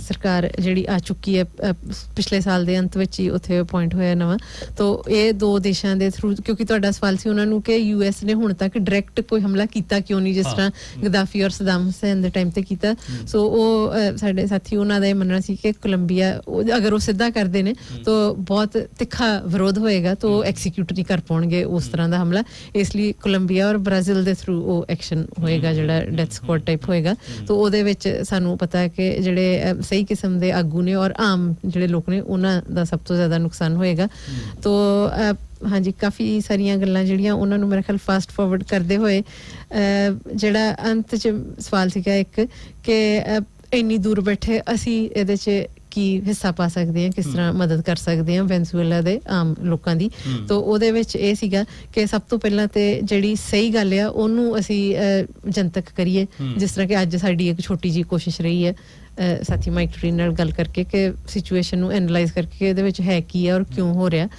ਇੱਕ ਇਹ ਵੱਡਾ ਪੁਆਇੰਟ ਹੈ ਉਸ ਤੋਂ ਬਾਅਦ ਅਗਲੀ ਗੱਲ ਹੈ ਕਿ ਇੱਥੇ ਅਸੀਂ ਆਪਣੇ ਇਸ ਦੇਸ਼ ਵਿੱਚ ਪ੍ਰੋਟੈਸਟ ਮੇਰਾ ਖਿਆਲ ਜਲਦੀ ਆਯੋਜਨ ਹੋ ਜਾਏਗਾ ਆਕਲੈਂਡ ਦੇ ਵਿੱਚ ਸਿਟੀ ਦੇ ਵਿੱਚ ਕਸਟਮ ਸਟਰੀਟ ਤੇ US ਦਾ ਕਾਉਂਸਲੇਟ ਆਫਿਸ ਹੈ ਉਹਦੇ ਬਾਹਰ ਪ੍ਰੋਟੈਸਟ ਕੀਤਾ ਜਾਏਗਾ ਡੇਟ ਜਿਸ ਤਰ੍ਹਾਂ ਹੀ ਫਾਈਨਲਾਈਜ਼ ਹੋਏਗੀ ਅਸੀਂ ਆਪਣੇ ਸਰੋਤਿਆਂ ਤੱਕ ਉਹ ਇਨਫੋਰਮੇਸ਼ਨ ਪਹੁੰਚਾ ਦਾਂਗੇ ਉੱਥੇ ਕੋਸ਼ਿਸ਼ ਇਹ ਹੈ ਕਿ ਵੈਨਜ਼ੂਏਲਾ ਦੇ ਜਿਹੜੇ ਇੱਥੇ ਐਮਬੈਸਡਰ ਨੇ ਖੈਰ ਇੱਥੇ ਤਾਂ ਨਹੀਂ ਨੇ ਆਸਟ੍ਰੇਲੀਆ 'ਚ ਨੇ ਉਹਨਾਂ ਨੂੰ ਸੱਦਾ ਦਿੱਤਾ ਜਾਏਗਾ ਕਿ ਉਹ ਆ ਕੇ ਰਿਪਰੈਜ਼ੈਂਟ ਕਰਨ ਵੈਨਜ਼ੂਏਲਾ ਦੇ ਪੋਪੂਲੇਸ਼ਨ ਨੂੰ ਪਬਲਿਕ ਨੂੰ ਪਲੱਸ ਅਗਲੇ ਹਫਤੇ ਯੂਨਾਈਟ ਯੂਨੀਅਨ ਦੇ ਆਫਿਸ ਦੇਣ ਇਹਦਾ ਵੀ ਹਾਲੇ ਮੈਨੂੰ ਪਤਾ ਨਹੀਂ ਹੈ ਕਿਊਬਾ ਦੇ ਐਮਬੈਸਡਰ ਜਿਹੜੇ ਇੱਥੇ ਨੇ ਨਿਊਜ਼ੀਲੈਂਡ 'ਚ ਤਾਇਨਾਤ ਨੇ ਉਹਨਾਂ ਨੂੰ ਬੁਲਾਇਆ ਜਾਏਗਾ ਇਸ ਵਿਸ਼ੇ ਤੇ। ਹਾਂਜੀ ਹਾਂ ਤੋ ਔਰ ਦੂਸਰੀ ਅਸੀਂ ਆਪਣੇ ਤੌਰ ਤੇ ਚਾਹੇ ਸੋਸ਼ਲ ਮੀਡੀਆ ਕਿਸੇ ਵੀ ਤਰ੍ਹਾਂ ਜਿਹੜੇ ਵੈਨਜ਼ੂਏਲਾ ਦਾ ਜਨ ਸਧਾਰਨ ਹੈ ਉਹਨਾਂ ਤੱਕ ਇਹ ਸੁਨੇਹਾ ਪਹੁੰਚਾਉਣਾ ਕਿ ਅਸੀਂ ਤੁਹਾਡੇ ਨਾਲ ਖੜੇ ਹਾਂ ਇਸ ਮੁਸੀਬਤ ਦੀ ਘੜੀ ਵਿੱਚ। ਬਿਲਕੁਲ ਅਸੀਂ ਡਟ ਕੇ ਇਸ ਆਪਣੀ ਸਰਕਾਰ ਦਾ ਵੀ ਵਿਰੋਧ ਕਰਦੇ ਹਾਂ ਜਿਨ੍ਹਾਂ ਨੇ ਬਿਆਨ ਦਿੱਤਾ ਹੈ ਵਿੰਸਟਨ ਪੀਟਰ ਨੇ ਕਿ ਮੈਂ ਦੋਨਾਂ ਨੂੰ ਹੀ ਪ੍ਰੈਜ਼ੀਡੈਂਟ ਨਹੀਂ ਮੰਨਦਾ।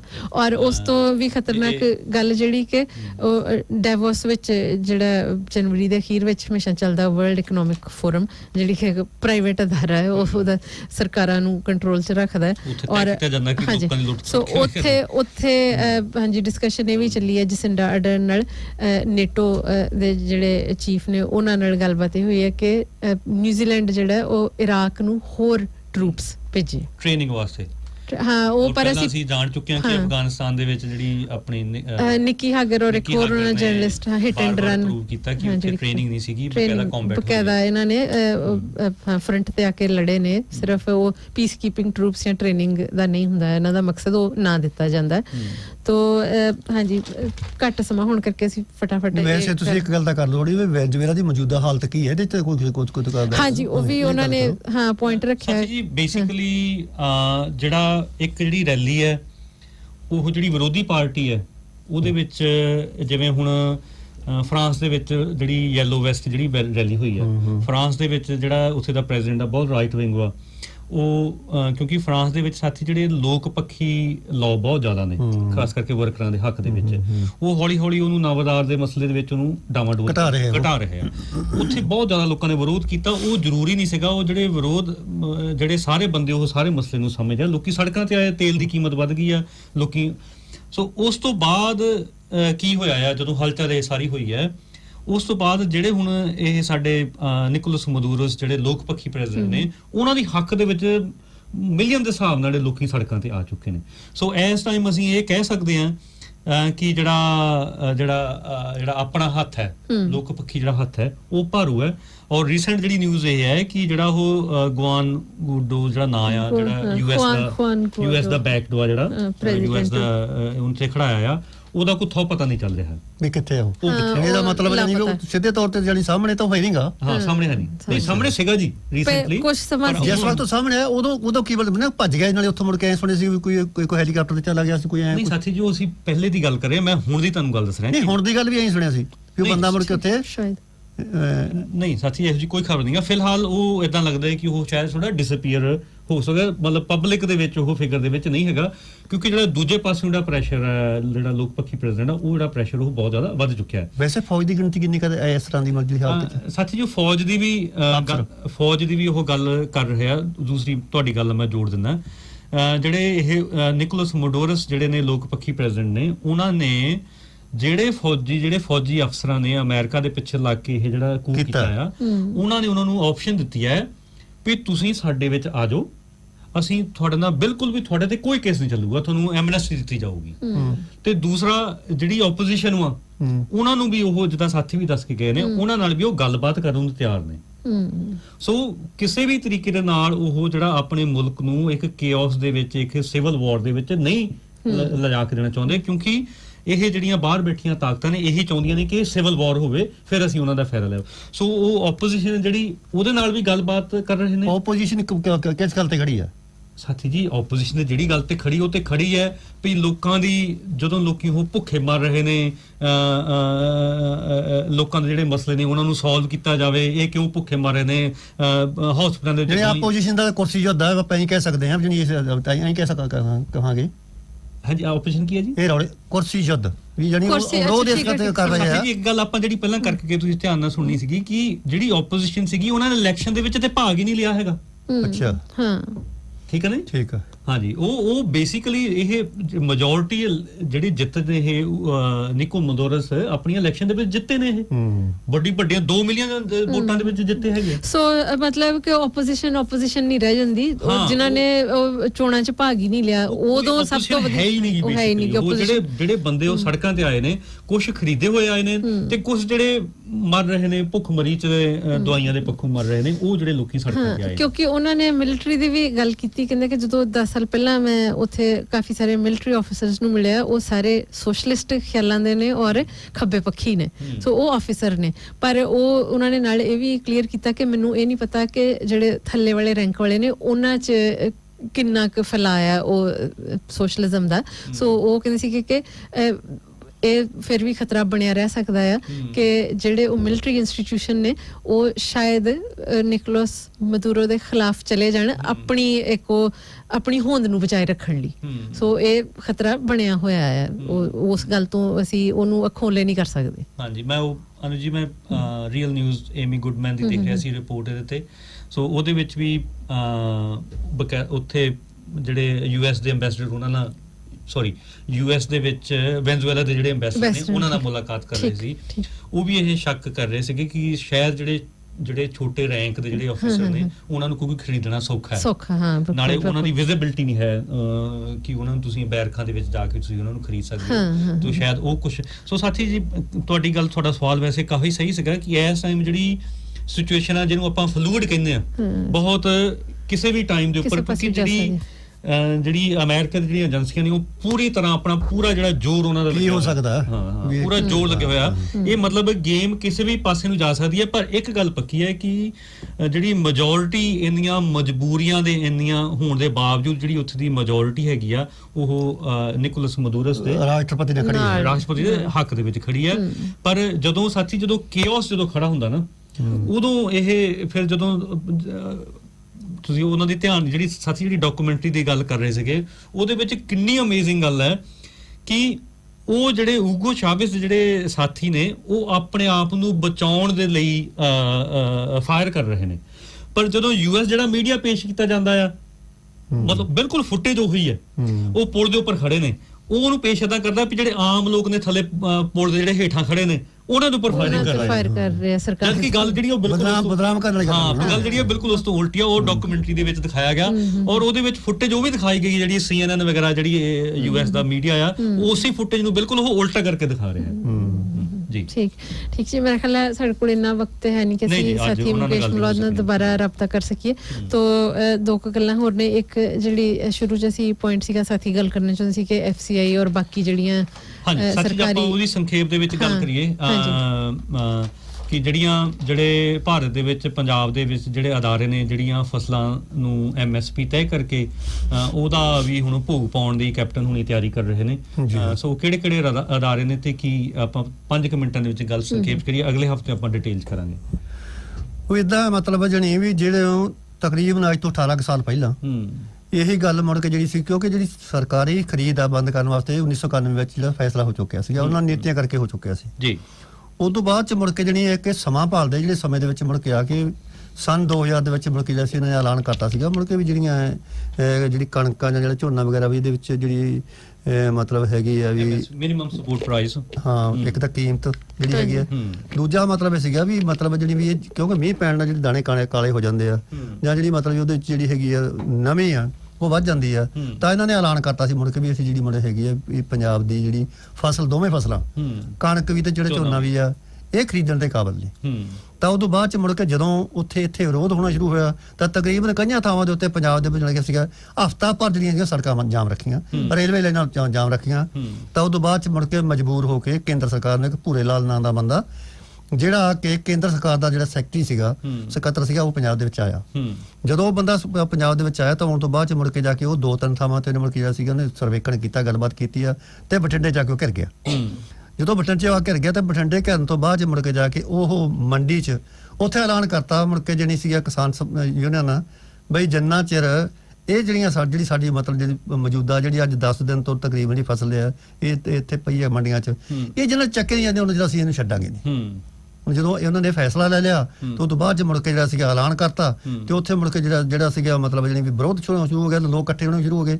ਤਾਂ ਉਹਦੇ ਨਾਲ ਮੁੜ ਕੇ ਜਦੋਂ ਪਤਾ ਲੱਗਿਆ ਮੁੜ ਕੇ ਗੱਲ ਦਾ ਵੀ ਜਿਹੜੀ ਗੱਲ ਹੈਗੀ ਆ ਇਹ ਮਤਲਬ ਜਿਹੜੀ ਹੈਗੀ ਬਹੁਤ ਵੱਡੀ ਹੋ ਗਈ, ਤਾਂ ਸਰਕਾਰ ਨੂੰ ਹੱਥਾਂ ਪੈਣ ਦੀ ਪੈ ਗਈ।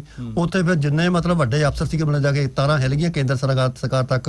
ਤਾਂ ਉਦੋਂ ਬਾਅਦ ਚ ਮੁੜ ਕੇ ਜਾ ਕੇ ਉਹ ਕੁਛ ਹੀ ਦਿਨਾਂ ਦੇ ਵਿੱਚ ਮੁੜ ਕੇ ਜਿਹੜਾ ਸੀਗਾ ਕੁੱਲ ਉਹਨਾਂ ਚ ਤਾਂ ਪਹਿਲਾਂ ਮੁੜ ਕੇ ਜਿਹੜੀ ਜਿੱਥੋਂ ਉਹ ਜਿਹੜੀ ਮੰਡੀ 'ਚ ਬੈਠੇ ਸੀ, ਜਿੱਥੋਂ ਘੇਰਿਆ ਸੀ, ਜਿੰਨਾ ਚਿਰ ਉਹ 2 ਘੰਟਿਆਂ ਵਿੱਚ ਜਿਹੜੀ ਜਿਹੜਾ ਸਾਰਾ ਕੁਝ ਉਹ ਚੱਕ ਤੇ ਉਹ ਮੰਡੀ ਖਾਲੀ ਕਰਤੀ। ਆਂਢ ਗੁਆਂਢ ਦੀਆਂ ਮੰਡੀਆਂ ਵਿੱਚ ਮੁੜ ਕੇ ਵੀ ਹਾਲ ਹੋਇਆ ਤਾਂ ਇਹਦੇ ਨਾਲ ਜਣੀ 18 ਸਾਲ ਲੰਘੇ ਇਸ ਗੱਲ ਨੂੰ। ਅੱਜ ਜਿਹੜੀ ਹਾਲਤ ਹੈਗੀ ਅੱਜ ਗੱਲ ਦੀ ਇੱਥੇ ਬਣੀ ਆ ਕਿ ਜਿਹੜਾ ਮਤਲਬ ਜੋ ਕੁਝ ਕੈਪਟਨ ਕਹਿ ਰਿਹਾ ਉਸ ਵਕਤ ਬਾਦਲ ਸੀਗਾ, ਇਸ ਵਕਤ ਜਿਹੜਾ ਕੈਪਟਨ ਮਤਲਬ ਕਹਿ ਇਹ ਰਿਹਾ ਮੁੜ ਕੇ ਵੀ ਮਾਨਸਿਕ ਤੌਰ ਤੇ ਲੋਕਾਂ ਨੂੰ ਜਿਹੜਾ ਹੈਗਾ ਮਤਲਬ ਤਿਆਰ ਕਰ ਰਿਹਾ ਮੁੜ ਕੇ ਵੀ ਜੇ ਇਹੋ ਜਿਹੀ ਤਾਂ ਕੋਈ ਅਰਜ਼ ਵਾਲੀ ਗੱਲ ਨਹੀਂ। ਮਾਰਕਫੈਡ 4 ਏਜੰਸੀਆਂ ਨੇ। ਹਾਂ 4 ਏਜੰਸੀਆਂ ਜਿਹੜੀਆਂ ਇਹ ਚਾਰੇ ਪੰਜਾਬ ਸਰਕਾਰ ਦੀਆਂ ਏਜੰਸੀਆਂ ਜਿਹੜੀਆਂ ਪੰਜਾਬ ਸਰਕਾਰ ਦੀਆਂ ਏਜੰਸੀਆਂ ਉਹ ਤਾਂ ਕਹਿੰਦਾ ਮੁੜ ਕੇ ਵੀ ਮਤਲਬ ਜਿਹੜੀ ਇਹਨੂੰ ਮੈਂ ਖਤਮ ਕਰ ਦੇਣਾ ਤੇ ਜਿਹੜੀ ਕੇਂਦਰ ਸਰਕਾਰ ਦੀ ਆ ਜਿਹਦੇ ਨਾਲ ਮਤਲਬ ਇਹਦਾ ਕੋਈ ਲੈਣ ਦੇਣ ਨਹੀਂਗਾ ਫੂਡ ਕਾਰਪੋਰੇਸ਼ਨ ਆਫ ਇੰਡੀਆ। ਹਾਂ ਉਹ ਜਿਹੜੀ ਤਕਰੀਬਨ ਉਹਦੀ ਮਤਲਬ ਐ ਕਹਿ ਲਓ ਵੀ ਉਹਦੀ 8-10% ਜਿਹੜੀ ਹੈਗੀ ਉਹ ਕਰਦੀ ਸੀਗੀ ਮੁੜ ਕੇ ਹੁਣ ਤਾਂ 2 ਸਾਲਾਂ ਤੋਂ ਮੁੜ ਕੇ 3-4% ਦੇ ਕਰੀਬ ਰਹਿ ਗਈ ਆ ਜਿਹੜੀ ਮਤਲਬ ਇੱਕ ਤਰ੍ਹਾਂ ਉਹਨਾਂ ਦੀ ਜਿਹੜੀ ਖਰੀਦ ਆ ਉਹ ਸਮਾਪਤ ਹੈ। ਤਾਂ ਕੈਪਟਨ ਲੋਕਾਂ ਨੂੰ ਬੁੱਧੂ ਬਣਾਉਣ ਵਾਸਤੇ ਕਹਿ ਰਿਹਾ ਕਿ ਮੈਂ ਆਪਦੇ ਏਜੰਸੀਆਂ ਦਾ ਭਾਈ ਜਿਹੜੀਆਂ 4 ਆ ਉਹਨਾਂ ਨੂੰ ਤਾਂ ਮੈਂ ਉਹ ਤਾਂ ਨਹੀਂ ਮਿਲ ਕੇ ਖਰੀਦ ਕਰਨੀ ਆ, ਉਹਨਾਂ ਵਾਸਤੇ ਖਰੀਦ ਤਾਂ ਖਤਮ ਆ, ਪਰ ਕੇਂਦਰ ਸਰਕਾਰ ਕੋਲ ਮੈਂ ਬੇਨਤੀ ਕਰੂੰਗਾ ਇਸ ਵਾਸਤੇ ਮੁੜ ਕੇ ਜਿਹੜੇ ਲੋਕ ਐਡੇ ਬੁੱਧੂ ਨਹੀਂ ਹੈਗੇ ਅਸੀਂ ਸਮਝਦੇ ਹਾਂ ਮੁੜ ਕੇ ਲੋਕਾਂ ਨੂੰ ਵੀ ਗਾਂ ਦੂਜੀ 2 ਨੰਬਰ ਦੇ ਉੱਤੇ ਜਿਹੜੇ ਮਤਲਬ ਵਿਦੇਸ਼ਾਂ 'ਚ ਲੋਕ ਬੈਠੇ ਆ ਜਿਹੜੇ ਲੋਕ ਵਿਦੇਸ਼ਾਂ 'ਚ ਬੈਠੇ ਮੁੜ ਕੇ ਇਹ ਸੋਚਦੇ ਆ ਕਿ ਸਾਡੇ ਜਿਹੜੇ ਰਿਸ਼ਤੇਦਾਰ ਆ ਉਹ ਮੁੜ ਕੇ ਜ਼ਮੀਨ ਹੁਣ ਛੱਡੀ ਆ 20 ਕਿੱਲੇ 30 ਕਿੱਲੇ ਉਹ ਮੁੜ ਕੇ ਸਾਨੂੰ ਵੀ ਕੁਝ ਨਹੀਂ ਦਿੰਦਾਗਾ ਤੇ ਆਪ ਵੀ ਕਹਿੰਦਾ ਮੇਰੇ ਜਿੰਮੇ ਕਰਜ਼ਾ ਸੱਜਣੋਂ ਕਰਜ਼ੇ ਵਾਲੀ ਗੱਲ ਹੁਣ ਤੁਹਾਡੇ ਜਿੰਮੇ ਪਈ ਆ। ਜੇ ਅੱਜ 1800-1700 ਜਿਹੜੀ ਕਣਕ ਆ ਜਿਹੜੀ ਯੂਪੀ 'ਚ ਆ ਪਿੱਛੇ ਜੇ ਮੁੜ ਕੇ ਹੈਗਾ ਝੋਨਾ ਵੇਚ ਕੇ ਹਟਿਆ ਇੱਥੇ ਜਾ ਕੇ ਉੱਥੋਂ ਦਾ 800-900 ਖਰੀਦਿਆ ਇੱਥੇ 1600 ਵੇਚਣ ਲੱਗੇ ਪੰਜਾਬ ਦੇ ਵਿੱਚ ਤੇ ਉਹ ਫੜੇ ਗਏ ਉਹਨੇ ਤੇ ਕੇਸ ਚੱਲਦਾ। ਸੋ ਹਾਲਤ ਦੀ ਮਾੜੀ ਆ। ਤੁਹਾਨੂੰ ਵੀ ਚਾਹੀਦਾ ਘੱਟੋ ਘੱਟ ਵੀ ਇਸ ਗੱਲ ਦਾ ਮੁੜ ਕੇ ਹੈਗਾ ਉਹਨਾਂ ਉੱਥੋਂ ਦੇ ਲੋਕੇ ਬੈਠਾ ਉੱਥੇ ਬੈਠੇ ਲੋਕਾਂ ਦਾ ਉੱਥੋਂ ਦੀ ਜਿਹੜੀ ਕਿਸਾਨ ਸਭਾ ਜਿਹੜੀ ਸਰਕਾਰ ਦੇ ਵਰਖਾ ਲੜ ਰਹੀਆਂ ਤੁਸੀਂ ਇਹ ਭੁੱਲੋ ਵੀ ਕੌਣ ਅਕਾਲੀ ਹੈ ਤੁਸੀਂ ਇਹ ਭੁੱਲ ਜਾਓ ਵੀ ਕੌਣ ਬੀਜੇਪੀ ਆ ਤੁਸੀਂ ਇਹ ਭੁੱਲ ਜਾਓ ਵੀ ਕਾਂਗਰਸੀ ਕੌਣ ਆ। ਇਹ ਸਾਰੇ ਜਿਹੜੇ ਇੱਕੋ ਥੈਲੀ ਦੇ ਚੱਟੇ ਵੱਟੇ ਆ ਦੇਸ਼ ਵੇਚਣ ਤੇ ਹੋਇਆ ਇਸ ਵਾਸਤੇ ਲੋਕਾਂ ਜਾ ਕੇ ਖੜੋ। ਆਮ ਆਦਮੀ ਪਾਰਟੀ ਵੀ ਐਮਐਸਪੀ ਕਹਿ ਕੇ ਉਹਨਾਂ ਨਾਲ ਹੀ ਖੜੀ ਹੈ ਬਿਲਕੁਲ ਐਮਐਸਪੀ ਖਤਮ ਕਰਾਂਗੇ। ਸਾਥੀ ਜੀ ਆਪਾਂ ਇਹ ਗੱਲ ਨੂੰ ਬਹੁਤ ਗੰਭੀਰ ਮਸਲਾ ਹੈ ਅਗਲੇ ਸੋਮਵਾਰ ਇਹਨੂੰ ਅਸੀਂ ਜਾਰੀ ਰੱਖਾਂਗੇ ਬੁਲਾਰਾ ਵੀ ਜ਼ਰੂਰ ਲਵਾਂਗੇ ਇਸੇ ਮਸਲੇ ਦੇ ਉੱਪਰ। ਸੋ ਬਹੁਤ ਬਹੁਤ ਧੰਨਵਾਦ। ਸੋ ਇੱਕ ਜਿਹੜੀ ਆ ਵੀ ਇਨਫੋਰਮੇਸ਼ਨ ਵੀ ਬਹੁਤ ਇੰਪੋਰਟੈਂਟ ਹੈ ਹਾਂਜੀ ਬਿਲਕੁਲ ਜੀ ਅਸੀਂ ਮਾਈਗ੍ਰੈਂਟ ਵਰਕਰਸ ਐਸੋਸੀਏਸ਼ਨ ਦੇ ਅਦਾਰੇ ਤੋਂ ਹਮੇਸ਼ਾ ਗੱਲਬਾਤ ਕਰਦੇ ਹਾਂ ਔਰ ਬਕਾਇਦਾ ਲੜਦੇ ਵੀ ਹਾਂ ਸ਼ੋਸ਼ਣ ਦੇ ਖਿਲਾਫ ਐਕਸਪਲੋਇਟੇਸ਼ਨ ਦੇ ਖਿਲਾਫ। ਉਹ ਕੇਸ ਜਿਹੜੇ ਸਾਡੇ ਕੋਲ ਆਉਂਦੇ ਆ ਸੈਟਲ ਹੁੰਦੇ ਆ ਟਾਈਮ ਟੂ ਟਾਈਮ ਅਸੀਂ ਉਹਨਾਂ ਦੀ ਵੀ ਡਿਟੇਲ ਸਾਥੀਆਂ ਤੱਕ ਸਰੋਤਿਆਂ ਤੱਕ ਪਹੁੰਚਾਉਂਦੇ ਹਾਂ। ਤੋ ਪਿਛਲੇ ਸਾਲ ਦੇ ਅੰਤ 'ਚ ਸਰਕਾਰ ਨੇ ਲੇਬਰ ਗਵਰਨਮੈਂਟ ਨੇ ਇਹ ਅਨਾਉਂਸ ਕੀਤਾ ਸੀਗਾ ਕਿ ਉਹ ਐਕਸਪਲੋਇਟੇਸ਼ਨ ਤੇ ਹੋਰ ਖੋਜ ਰਿਸਰਚ ਜਿਹੜੀ ਉਹ ਕਰਨਾ ਚਾਹੁੰਦੇ ਨੇ। ਤੋ ਇਹ ਵੀ ਅਨਾਉਂਸਮੈਂਟ ਹੋਈ ਸੀ ਕਿ ਮੇਰੇ ਖਿਆਲ ਆਕਲੈਂਡ ਯੂਨੀਵਰਸਿਟੀ ਸਰਵਿਸਿਜ਼ ਜਾਂ ਇੱਦਾਂ ਦੀ ਕੋਈ ਜਿਹੜੀ ਸੰਸਥਾ ਉਹਨਾਂ ਨੂੰ ਇਹ ਕੰਮ ਸੌਂਪਿਆ ਗਿਆ। ਤੋ ਪਿਛਲੇ ਹਫਤੇ ਸਾਡੇ ਨਾਲ ਰਾਬਤਾ ਕੀਤਾ ਗਿਆ। ਸੋ ਜਿਹੜੇ 2 ਵਿਅਕਤੀ ਉਹ ਲੀਡ ਕਰ ਰਹੇ ਨੇ ਉਸ ਰਿਸਰਚ ਨੂੰ ਉਹਨਾਂ ਚੋਂ ਤੇ ਇੱਕ ਨੇ ਜੀ ਪ੍ਰੋਫੈਸਰ ਫ੍ਰਾਂਸਿਸ ਕੋਲਿਨਸ ਜਿਹੜੇ ਪਹਿਲਾਂ ਆਕਲੈਂਡ ਯੂਨੀਵਰਸਿਟੀ ਸਨ ਹੁਣ ਉਹ ਵਾਈਕਾਟੋ ਯੂਨੀਵਰਸਿਟੀ ਹੈਮਿਲਟਨ 'ਚ ਨੇ। ਤੋ ਇਹ ਫ੍ਰਾਂਸਿਸ ਕੋਲਿਨਸ ਜਿਹੜੇ ਨੇ ਇਹਨਾਂ ਨੇ ਸਭ ਤੋਂ ਪਹਿਲੇ ਵਿਅਕਤੀ ਨੇ ਜਿਨ੍ਹਾਂ ਨੇ ਜਿਹੜੀਆਂ ਅਸੀਂ ਗੱਲਾਂ ਕਰਦੇ ਹਾਂ ਕਈ ਸਾਲਾਂ ਤੋਂ ਉਹਨੂੰ ਬਕਾਇਦਾ ਇੱਕ ਵਿਉਂਤਬੰਦ ਤਰੀਕੇ ਨਾਲ ਅੰਕੜੇ ਪੇਸ਼ ਕੀਤੇ ਕਿ ਕਿੰਨੇ ਲੋਕ ਕਿਹੜੇ ਵੀਜ਼ੇ ਤੇ ਆਉਂਦੇ ਨੇ ਕੌਣ ਸਟੂਡੈਂਟ ਨੇ ਕੀ ਨੇ। ਉਹਨਾਂ ਨੇ ਪ੍ਰੈਜੈਂਟੇਸ਼ਨ ਜਦੋਂ ਸਭ ਤੋਂ ਪਹਿਲਾਂ ਹੋਈ ਸੀਗੀ ਕਾਫੀ ਸਾਰੀਆਂ ਸੰਸਥਾਵਾਂ ਨੂੰ ਸੱਦਾਇਆ ਅਸੀਂ ਵੀ ਉਹਦੇ 'ਚ ਗਏ। ਉਹਨਾਂ ਨੇ ਉਹ ਸਾਰਾ ਡਿਸਕਸ਼ਨ ਕਰਕੇ ਕਿ ਇਹ ਜਿਹੜੀ ਖੋਜ ਹੈ ਇਹ ਮੇਰਾ ਤਜਰਬਾ ਇਹ ਮੈਂ ਇਸ ਤਰ੍ਹਾਂ ਮਹਿਸੂਸ ਕੀਤਾ। ਤੋ ਅਸੀਂ ਉਹਦੇ 'ਚ ਆਪਣਾ ਜੋ ਫੀਡਬੈਕ ਸੀਗਾ ਬਣਦਾ ਦਿੱਤਾ। ਉਸ ਤੋਂ ਬਾਅਦ ਉਹ ਫਿਰ ਰਿਸਰਚ ਉਹਨਾਂ ਨੇ ਪਬਲਿਸ਼ ਕੀਤੀ ਆਪਣੀ ਰਿਪੋਰਟ। ਤੋ ਇਹ ਪਹਿਲੇ ਵਿਅਕਤੀ ਨੇ ਜਿਨ੍ਹਾਂ ਨੇ ਉਹ ਅੰਕੜੇ ਜਿਹੜੇ ਨੇ ਉਹ ਅਟੈਚ ਕੀਤੇ ਨੇ ਉਹ ਸਾਰੀ ਗੱਲਬਾਤ ਨਾਲ। ਹਾਂਜੀ ਮਾਈਗ੍ਰੈਂਟਸ ਦਾ ਸ਼ੋਸ਼ਣ ਹਰ ਦੇਸ਼ ਤੋਂ ਜਿਹੜੇ ਆਉਂਦੇ ਨੇ ਇੱਥੇ ਉਹਨਾਂ ਦਾ। ਤੋ ਦੂਸਰੇ ਜਿਹੜੇ ਨੇ ਉਹ ਨੇ ਪ੍ਰੋਫੈਸਰ ਕ੍ਰਿਸਟੀਨਾ ਸਟ੍ਰਿੰਗਰ ਜਿਹੜੇ ਕਿ ਆਕਲੈਂਡ ਯੂਨੀਵਰਸਿਟੀ 'ਚ ਸਥਿਤ ਨੇ। ਤੋ ਕ੍ਰਿਸਟੀਨਾ ਇਹ ਵੀ ਬਹੁਤ ਨੇਕ ਦਿਲ ਔਰਤ ਹੈ ਇਹਨਾਂ ਨੂੰ ਵੀ ਮੈਂ ਮਿਲੀ ਹਾਂ।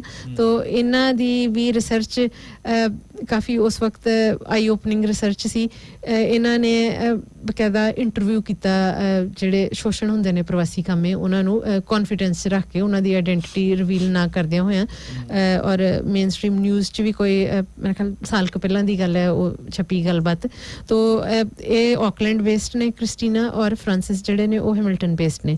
ਸੋ ਇਹ ਲੀਡ ਕਰ ਰਹੇ ਨੇ ਇਸ ਰਿਸਰਚ ਨੂੰ। ਤੋ ਇਹਨਾਂ ਵੱਲੋਂ ਗੁਜ਼ਾਰਿਸ਼ ਇਹ ਆਈ ਹੈ ਕਿ ਜਿਹੜੇ ਮਾਈਗ੍ਰੈਂਟ ਵਰਕਰ ਨੇ ਜਿਨ੍ਹਾਂ ਦਾ ਸ਼ੋਸ਼ਣ ਹੋ ਚੁੱਕਿਆ ਜਾਂ ਹੋ ਰਿਹਾ ਹੈ ਉਹਨਾਂ ਨੂੰ ਇਹ ਇੰਟਰਵਿਊ ਕਰਨਾ ਚਾਹੁੰਦੇ ਨੇ ਕਿਉਂਕਿ ਇਹ ਤਹਿ ਤੱਕ ਪਹੁੰਚ ਕੇ ਫਿਰ ਸਰਕਾਰ ਨੂੰ ਇਹ ਸਲਾਹ ਦੇਣਗੇ ਕਿ ਇਹਨਾਂ ਨੂੰ ਕੀ ਕੁਝ ਮਿਲਿਆ ਆਪਣੀ ਰਿਸਰਚ ਚੋਂ ਔਰ ਨਾਲ ਇਹ ਹੱਲ ਵੀ ਦੇਣਗੇ ਕਿ ਕਿਸ ਤਰ੍ਹਾਂ ਜਿਹੜਾ ਉਹ ਸ਼ੋਸ਼ਣ ਹੈ ਉਹਨੂੰ ਰੋਕਿਆ ਜਾਵੇ ਸੋ ਅਸੀਂ ਸਾਰੇ ਜਿਹੜੇ ਸਾਡੇ ਸਰੋਤੇ ਸੁਣ ਰਹੇ ਨੇ ਉਹਨਾਂ ਨੂੰ ਇਹ ਦਰਖਾਸਤ ਕਰਨਾ ਚਾਹੁੰਦੇ ਆ ਕਿ ਜਿਹੜੇ ਕੰਮ ਐਕਸਪਲੋਇਟ ਹੋ ਰਹੇ ਨੇ ਜਾਂ ਜੇ ਅਗਰ ਤੁਹਾਨੂੰ ਕੋਈ ਜਾਣਦਾ ਉਹਨਾਂ ਨੂੰ ਵੱਧ ਤੋਂ ਵੱਧ ਜਿਹੜਾ ਇਹਦੇ 'ਚ ਪਾਰਟਿਸਿਪੇਟ ਕਰਨਾ ਚਾਹੀਦਾ ਤੋ ਮੈਂ ਫੋਨ ਨੰਬਰ ਵੀ ਬੋਲ ਦੇਵਾਂਗੀ ਪਲੱਸ ਫੇਸਬੁੱਕ ਤੇ ਪੇਜ ਹੈ ਉਹਦਾ ਸਾਡੇ ਮਾਈਗ੍ਰੈਂਟ ਵਰਕਰ ਐਸੋਸੀਏਸ਼ਨ ਦੇ ਪੇਜ ਤੇ ਵੀ ਇਹ ਇਨਫੋਰਮੇਸ਼ਨ ਸ਼ਾਮਿਲ ਹੈ ਮੌਜੂਦ ਹੈ ਔਰ ਜਿਹੜਾ ਕ੍ਰਿਸਟੀਨਾ ਔਰ ਫ੍ਰਾਂਸਿਸ ਦਾ ਪੇਜ ਹੈ ਉਹਦਾ ਨਾਮ ਹੈ migrant exploitation the people's voice so ਇਹ ਬਿਲਕੁਲ confidential ਹੋਏਗਾ ਤੁਹਾਡਾ ਨਾਂ ਰਿਵੀਲ ਨਹੀਂ ਕੀਤਾ ਜਾਏਗਾ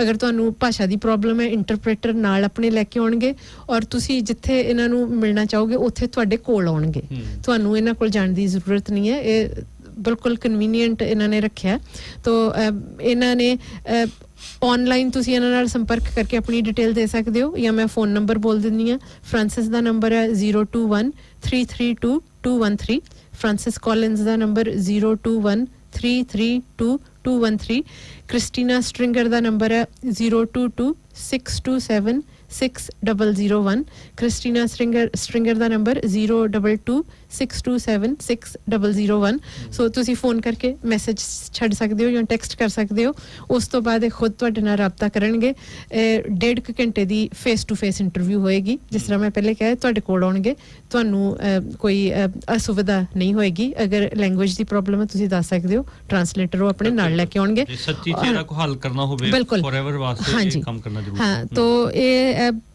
ਇਹਦੇ ਚੋਂ ਇਹਨਾਂ ਨੇ ਹੱਲ ਕੱਢਣਾ ਹੈ ਸਰਕਾਰ ਨੂੰ ਇਹਨਾਂ ਨੇ ਬਾਅਦ 'ਚ ਆਪਣੀ ਜਿਹੜੀ ਜੋ ਰეკਮੈਂਡੇਸ਼ਨ ਹੈ ਦੇਣਗੇ ਕਿ ਕਿਸ ਤਰ੍ਹਾਂ ਸ਼ੋਸ਼ਣ ਜਿਹੜਾ ਇਹ ਬੰਦ ਹੋਏਗਾ ਤੋ ਇਹ ਸਾਡੀ ਵੀ ਮੇਰੀ ਵੀ ਇੰਟਰਵਿਊ ਹੋਣ ਜਾ ਰਹੀ ਹੈ ਇਹਨਾਂ ਦੇ ਨਾਲ ਆਉਂਦੇ ਫਰਾਈਡੇ ਤੋ ਅਸੀਂ ਐਜ਼ ਅ ਸੰਸਥਾ ਜੋ ਸਾਡਾ ਤਜਰਬਾ ਹੈ ਉਹਦੇ ਆਧਾਰ ਤੇ ਇਹਨਾਂ ਨਾਲ ਉਹ ਸ਼ੇਅਰ ਕਰਾਂਗੇ ਸਾਰਾ ਐਕਸਪੀਰੀਅੰਸ ਔਰ ਅਸੀਂ ਆਪਣੇ ਤੌਰ ਤੇ ਮੈਂ ਜੋ ਇਹਨਾਂ ਨੂੰ ਤਜਵੀਜ਼ ਦੇਣੀ ਹੈ ਮੈਂ ਹੁਣੇ ਸਾਰਿਆਂ ਨਾਲ ਸਾਂਝੀਆਂ ਕਰ ਦਿੰਦੀ ਹਾਂ ਕੋਈ ਸਮਾਂ ਹੈ ਇਹਨਾਂ ਦਾ ਮਤਲਬ ਕਿੰਨਾ ਸਮਾਂ ਤੱਕ ਇਹਨਾਂ ਨੇ ਸਾਥੀ ਜੀ ਫਿਲਹਾਲ ਮੈਂ ਇਹਨਾਂ ਨੂੰ ਪੁੱਛਿਆ ਕਿ ਕੱਟ ਆਫ ਪੁਆਇੰਟ ਕੀ ਹੈ ਡੇਟ ਕੀ ਹੈ ਉਹ ਕਹਿੰਦੇ ਸੀ ਪਤਾ ਕਰਕੇ ਦੱਸ ਦੇਣਗੇ ਸੋ ਇਹਨਾਂ ਨੇ ਬਿਲਕੁਲ ਸ਼ਾਰਟ ਟਾਈਮ ਪੀਰੀਅਡ 'ਚ ਹੀ ਇਹਨਾਂ ਨੇ ਸਾਰਾ ਕੁਝ ਕਰਨਾ ਉਹਨਾਂ ਨੇ ਮੈਨੂੰ ਕੋਈ ਦਿੱਤੀ ਨਹੀਂ ਡੇਟ ਜਿਸ ਤਰ੍ਹਾਂ डेट देंगे वो मैं अपने फेसबुक शुक्रवार पता लग जाऊगा हाँ जी मैं शुक्रवार दोबारा इन्होंने पूछ लवांगी ऑलरेडी मैं पूछ चुकी है इन्होंने कट ऑफ डेट तो वो कहंदे सी पता करके दस देंगे तो हाँ जी साडी तजवीज़ तां इहो रहेगी कि जिस तरह इंप्लॉयर असिस्टेड वीज़ा हटाया है ओनू वर्कर ओपन करवा सकदे ने ਅਸੀਂ ਚਾਹੁੰਦੇ ਹਾਂ ਕਿ ਸਾਰੇ ਵੀਜ਼ੇ ਓਪਨ ਰਹਿਣ